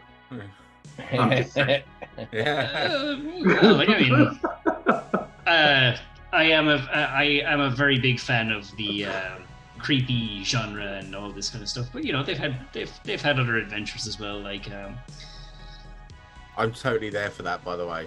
Horror and like creepy, freaking-lutely. I'm in there. That's my jam, big time. Yeah, it was awesome. I saw a TikTok there the other day actually of someone using is it Boggle, like where you have the letter dice and you shake the thing and it settles, and then they were using that to create names for places. That's what's happening in my brain when I name places. Mark's just walking around shaking his head. Horrible. Lunch break, shakes head. Oh, they're all consonants. You're in. Yeah. So for me, for location play, I just come up with names. Like I've created a bunch of towns in Humblewood. I created Oak Bridge, which is a town that has an oaken bridge. I created Sleepy Ridge, which is a town where everybody was asleep. I created Smallwood, which is on my map, I drew like one tree, and it's in that town. It's in that little forest. So it's called I thought that was going to be an incel. Sorry. Yeah. That's a little man. Twilight Hollow. We have Twilight Hollow is actually named that when Hoot, the owl character, the barbarian character, is like she has rich parents that live in an outskirt of Alderheart, and so I decided and she never had a last name, so I said, her last name is Twilight, and so they come from Twilight Hollow, the richest family in Twilight Hollow. So yeah. Oh, cool. I don't know. But all the NPCs in my game have names based on their, like mice all have names based on like the food. There's a blackberry, and like all of the. I'm thinking of books like Watership Down, where all the rabbits are named after plants. So mouse folk are often named after like types of nuts or plants or whatever. And, so. That's a good way actually to keep it in rhythm, right? Yeah, and my first campaign that I ran at Humblewood, I did it a bit. It was a bit dark, like a Game of Thrones almost, where it was kind of a harsh, dark. Children are being killed. It was really bad. I backed away from that a little. But so basically, anyone who has the name Feathers is a bird folk that is a bastard, and it's named Sharp-winged Feathers. Well, that's the last name of somebody who's a bastard from this town. So or they don't, they're illegitimate and they don't have a family name, so they're Feathers, or they're whatever, Walnut. So and that's a thing that we did as well. So if your name is something Feathers, well, it means that you're like lowborn for sure. So that's one cool thing. One thing I always, I think my Achilles heel is NPC names on the fly. Like when the guys in the party come up to an NPC in a town, they start talking to him, or a guard or something like that. They're like, "Oh, what's your name?" Don't have a name prepped, but I learned from experience where I now have that fantasy name generator. Yeah, I get a list of names. But I need that 5 to 10 seconds to click on it. So I was like, "What's your name?" "Oh, I have a name, and it's the namiest name that's ever been named, and that name that has been bestowed onto me is Greg." Yeah. You need to tell the Phillips story though. I was Yeah, going to so say, what isn't it the Phillips? yeah. You guys So need what to I- read the story. So what I do for NPCs in Humblewood is I have the Wildflowers of Scotland page up, and I just kind of like scroll through it and find a name that sounds cool, you know. And that's why somebody's called Elephant's Head, because that's the name of a flower from Scotland. So you know. Don't worry, We Mark. need to hear the Philip. Philip story. Sorry, Dave. Every game I run, the most popular name in that, world is Bob. Yeah. Everyone's named Bob. Let's go, Mark. But so yeah, like just in relation to the whole Phillips thing, that was me panicking last minute, and he has such an iconic name that he's now a beloved NPC to the adventuring party. This is going back like a year and a half now, so and he was just like a guard, and so they defeated these people who had been securing a dragon in a keep, and they left a guy alive for questioning, and it was one of those instances like, what's your name? I have a name, and it is Philip. And I think it was yourself, David. Yeah, I was like, what's your second name? Philip what? And I was like, Philip Phillips. And then I was like, inside check. Yeah, I bet. Yeah. He is telling the truth. The DM is just, his brain is buffering still. Yeah. So so where are you from? Colombo, the Philippines. Jakarta. Yeah, and then it turns out he has a sister. No, his wife is. Oh, his wife. Sorry, Philippa. It's Filipina. Yeah. Philippa Phillips. Yeah. And then But the establishment have made political prisoners out of them. Yeah, that's true. And Philip came to their aid, I think, like 2 arcs later as well, up in Erdal's Reach, another section of Frelia. Yeah. So I had to fill out a character sheet for him. Hey. But is it as good as the NPC name they came up with for the hermit crab in my game? The hermit crab that had stolen the lighthouse. It was a gigantic hermit crab, and so I went to chat for the name of this gigantic hermit crab, and so the name came back, Sebastian Crabulon, of course. So yeah. Now and forever, this giant hermit crab is named Sebastian Crabulon. I mean, we've got Sebastian Crabulon, we've got Ratikablui. Oh yeah. I'm sorry about that one. I really am. the exploding diver's suit. Yeah. But naming characters off the fly like that, like I take it with Philip there, Mark. I don't suppose you watched Critical Role season 1, did you? I haven't actually watched any Critical Role. Okay, because one of the main guys, Pervon. Well, no, it was, with Grog, and they're like, "Oh, what's your name?" Philip. And that's literally the name that he picked as well. And they're like, "Oh, go on, Philip." And he's like, Yeah. "Damn it, I should have used my own name." It just seemed funny. It was a Philip again. Like Philip always has the best stories. I kind of generally have most of the NPCs mapped out, so it's like I'm usually, but the odd time I will just, I don't know, just inspiration strikes and I'm just like grand bam. So, but yeah, I just write all that shit out beforehand. I know when I create names for characters, I tend to either stick towards either Norse or Latin. Like you'll find a lot of my characters, like it not that I'm saying anyone should, but if you were to use a translator, you might work out what names are and stuff that way. But that would be what I'd go to, is either Norse or either Norse, Celtic, or Latin, just because they're the ones that I think are pretty good for that kind of thing, But as for characters, like Blodwyn was Alice's idea. Rumble Buffin is very interesting because we in game, and I think it was on stream, or it might have been like before the stream actually started. I can't remember the player's name, and I apologize. It's so bad of me to forget names. But the is it Jack? Is it Jack in Rhyme? It's annoying me that I can't remember, and I really do apologize. I hate forgetting names. And he was like, "Oh, is Rumblebuffin? Is that any reference to Narnia?" And I was like, "Oh my god, someone got it! Awesome!" Like, just those kind of moments where somebody recognizes the name is really cool. I think.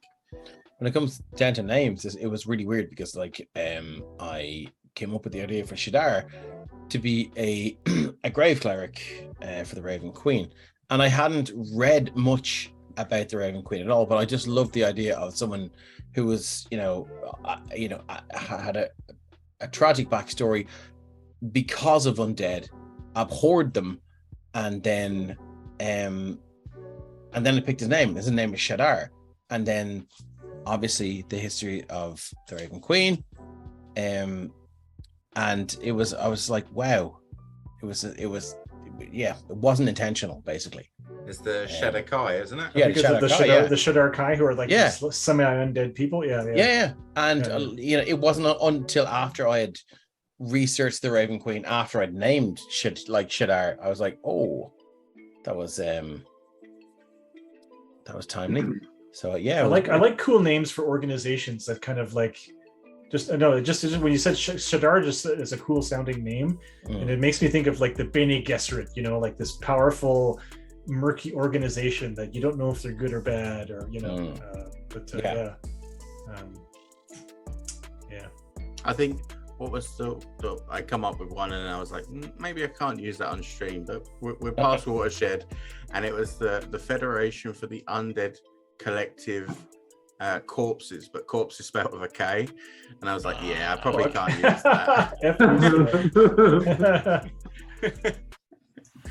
So I can read off a paragraph of NPC names. So I set up these 3 bad counselors that you ended up fighting in my game. You had Lady Rixia Blackwing, Father Lord Honor Blackwing, and Mother Stellaria Feathers. Her mother was a commoner. Duchess Maria Whiteplume. Her father was Duke Nathaniel Whiteplume. Her mother was Daffodil Feathers, and they were both born on the same day as well. This is all information I gave out to like various members of the party, and people typically don't follow up.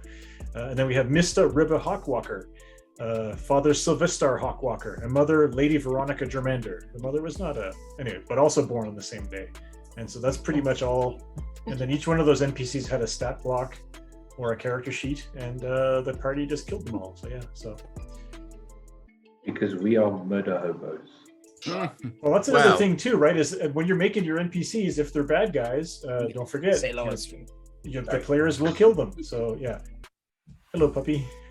Beautiful puppy, fluffy pants. Yeah, it's busy. Like somebody, like a guy that played in my D&D games for many years, basically said, all of the people that you're meeting, they're either bowling pins to be knocked down, or, So yeah, don't get too attached to all of your NPCs because you never know. We got a question there in chat. SMC Bob, also known as Shane, in plays. Is it Jaden? Jesus. Yeah, Jaden. Yep. No, it's Jaden. Yeah. Asking our good old friend Mark here, what's the source of the Gresnan name? Is that right? Gresnan? Gresnam. I have a follow-up question after that, if it's okay. So straight from the head. I just made it up. There's no particular source. I couldn't have it. So the background for that is that so Oriel Gresnam was a level 20 divination wizard. Shane plays Quinn Leaford in our home game, who is currently a level 12 divination wizard. But at the time, I think they were maybe level 8, 9, something like that. But basically, Oriel Gresnam is an alias. His real name is Quinn Leaford from the future. That arc was based around Quinn and how he and his sister manipulated the tides of time to save the city of Aspect from a council of evil mages. So what had happened there, and there's another character, an example of a character where the guys actually didn't figure out that he was blind until very late into the game, that he basically witnessed the death of the adventuring party at the hands of this council of mages 60 years ago, but used a very niche form of chronomancy to travel back in time, but it cost him his eyesight, and kind of redo things over again to save the party from the Council of Mages and get a second attempt at taking them out. So that was the kind of backstory with that. I thought it was a pretty cool way to go with Quinn's arc. But that's an amazing piece of kind of irony, like in story, like that, to have that foresight knowledge cost him his actual sight. Like that's really poetic. I love that. That's awesome. Brilliant. And the question I wanted to ask was like, so chronomancy is not really a thing in D&D. Well, it kind of is and it isn't, like, but it's not in the rule books. So again, it hangs on whether you have players that'll be like, actually, I think you're fine. And if you throw in chronomancy, they could fucking ruin it for you by just, going, I think you're fine. Well, in the temporal dialysis of the different. So, was that a part of the whole thing from day one? Or did you just go, these guys they're not gonna dissect it and try and ruin it. They're just gonna go. I didn't think that. I would have, I think Shane as a player and Quinn as a character is very. I would describe it as responsible with magic. He knows, Quinn would know the potential danger involved with the manipulation of time.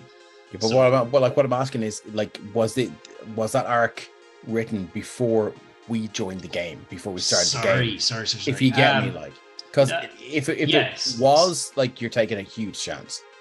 It wasn't. So the whole Council of Mages thing and the thing with the Heraldage that was the big bad at the end of it and Nerlin, that was all pre-planned, but I just weaved Quinn into that story. And the chronomancy, as you were asking, is I kind of, when I read Quinn's backstory, I was like, I'm gonna do this.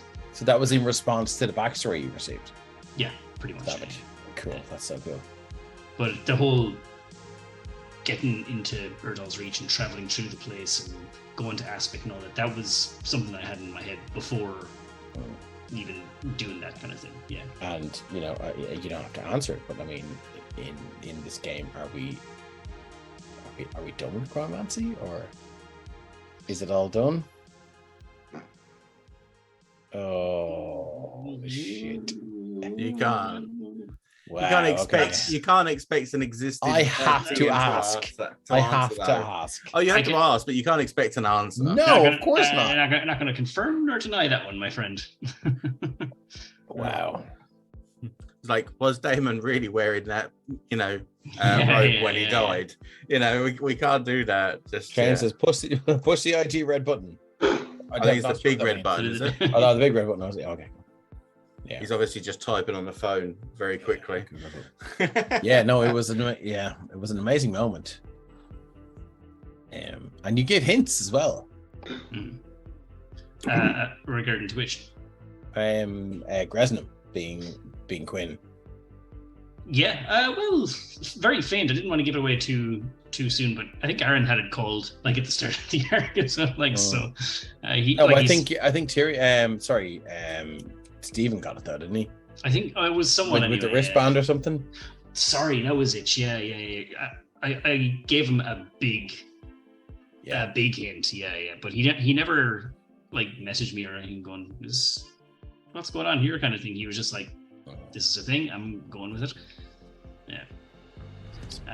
And I just see Shane just said in the chat as well about anything about the bespoke magical item.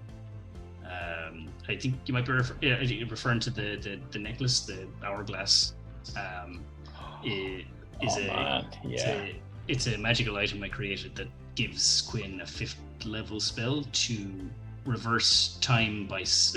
Wouldn't you know it, exactly 6 seconds, or fast forward time by 6 seconds. So the way that works is, I think it's saved tracks before actually. It saved me as well. It saved Devil as well.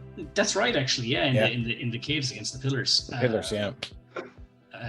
So Devil went down at one stage, and Trax nearly got overcome by an intellect devourer. But Quinn just has this magical necklace that he got from his sister, who's been studying chronomancy. He flips it, and selects one target, and they basically go back to the same hit points, condition, and all that they were around before. But they can also use it on an enemy. That if they flip the hourglass, you can see. I'd like to say, I see what they do 6 seconds in the future. I have to tell them what you were planning to do on their turn, and I have to commit to it then, no matter what kind of thing. Yeah. Oh, that's really cool. Yeah, it's a pretty neat spell. It's so clutch. Yeah, for sure. All I can say though is, listen here, Harry Potter. but it's like. And you say Buckbeak? No. Yeah. But in Shane's defense, like, he has not abused it. Nope. No, he is like it, He's used it like 3 times, I think. Yeah, and only when it's like, like to fucking save the day. Yeah. Okay, so then, as a question to that, to Mark, is there a consequence to that? Or can you not? Continue. You can message me later with the answer to that one. Don't. I just wish we could watch that game, because the amount I hear about it and how good it is, I really wish we could watch it. But me too. I wish we could stream it here. Our rogue is not stream friendly. Our rogue is he's less than diplomatic. In a funny way, but yeah. That's fair. But I think we get a few snippets into the Penny Dragon Games Discord every now and again. So yeah, it's fun. It's fun. Really enjoying that one. Dave definitely enjoys sharing the pictures where there's like 50 enemies around them. It's like, look at this, guys, we're having fun. Yeah, but I've been taking pictures of the maps and stuff like that since day one. So I have pretty much the whole campaign documented. So it's great to see it come up in my Facebook memories 2 years ago. And from a year and a bit ago and stuff like that, so it's great. You'll have to do like a poster collage of all the pictures, like 100%. Yeah, I'll have to find them, but yeah. Ryan, it's not Dave posting, 50 guys around him. This is going to be fun. It's usually the fight starting. Here we going, and then about an hour later, okay, this is not going well anymore. About an hour later, okay, now we're in deep shit. And then like an hour and a half later, oh shit, more mind flayers. But it usually starts with "we're fucked." Oh shit! So yeah. But look, that's just and then just the TikTok sound of the oh no, pretty much. No. But look, that's just a testament to how good a DM Mark is, because like every time, like when we met our first beholder, I remember like there was a whole week of texts back and forth between the players going like, we're fucked. There's no way we're going to get out of this. And it was, I'm not going to say it was a handy fight, but it was nowhere near as bad or as lethal a fight as we thought it would be. And that's a constant with Mark's game. Like, it's like just the terror. Yeah. And then, we just about make it through. My first ever encounter with a beholder, it was actually our home game at Roper, again, the DM, and it was our first big boss, and it was our first in-person session as well. I think we started at something like, I think it was like 4 or 5 o'clock in the afternoon, and we didn't finish until 4 the following morning. They're my favorite games. And I tell you, like, that room probably smelled bad by the end of that, because we were sweating and we were drinking. Because you all shat yourselves. I'm pretty sure a couple of lads did. Yeah. But once you make that con save, you don't have to make it for another 24 hours. So yeah. That's it. You just get the moment like, Cartman in the World of Warcraft episode. Ma'am, get the toilet. That's it. Like, we're gonna do our first for Mark's home game. We're gonna do our first in-person game in 2 weeks. Oh, really? Yeah. We just next week. Yeah, like we got an Airbnb, and we're gonna just go down to some old woman's house that she's not there, and we're gonna play some games. Make sure you get some pictures. That'd be great. Yeah, 100%. Yeah, trash that place, man. Airbnb is the evil that we don't realize yet. But yeah, and It's hopefully- insured. It's insured. Just burn it Airbnb down. is the reason why there are no rental properties available anywhere. Yeah, Yeah. that's true as well. But so listen, guys, this has been amazing as always. I think we're going to wrap it up just because obviously I know it's getting pretty late there for Joan as well, and of course Christian, our forever technical person, who's just phenomenal behind the scenes and in front of the camera now and again. Thankfully, he plays a pretty awesome. Was it halfling? Or was it halfling? It was halfling, wasn't it? Yeah, played a pretty awesome halfling who did some really cool shit as well there. So hopefully we can convince Christian to get back on the signet camera. ring off like a royal agent. Yeah, it wasn't even a real one, was it? Or It was the real one. Yeah, he got it. But he was like, your fake ass ring or something, wasn't it? If I remember rightly. Yeah. It's so funny. But yes, so of course, I didn't mention it at the beginning. I figured I'd say it at the end, but thank you, Christian. You are very much loved by us all, and we very much appreciate everything you do for us. Not just behind the scenes, but the billions of blesses and inspirations and stuff you do for us in the chat as well. It definitely helps in that. So just to wrap it up now, then I guess I'd like to say, thank you to our incredible DMs here that are with us today, and of course our love to the ones that aren't able to be with us here today, which hopefully we'll get next time. Thank you for your stories. Thank you for the endless entertainment you bring myself and all the rest of the viewers and stuff and your players. And most importantly, thank you for your support as DMs and your inclusivity of anyone that wants to play. That's very much an important thing. One big thing for me as well, as most of you as well, would be just to making sure that everyone's voice is heard. So it's great that we get such a diverse range. I know obviously I'd be in a few games there, so it could be a bit more diverse, and I encourage them people that are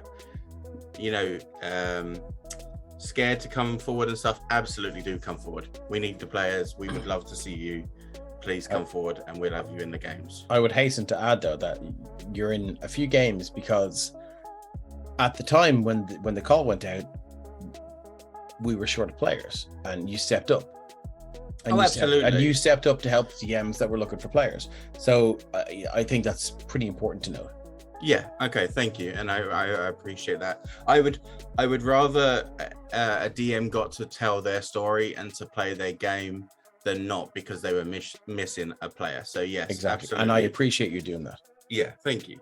And again, would do it again happily for anyone as well, of course, because I want to see the games played. Yeah. I want the DMs to have their chance to tell that story. 100%. And if I can be part of that story, then absolutely count me in, kind of thing. So remember, everyone, I just want everyone to know you are loved and you're very much welcome with us.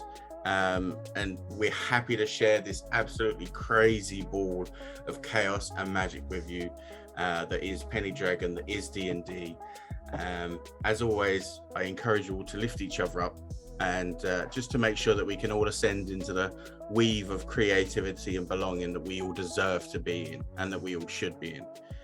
And most importantly, everyone, just remember to keep rolling. Thank you.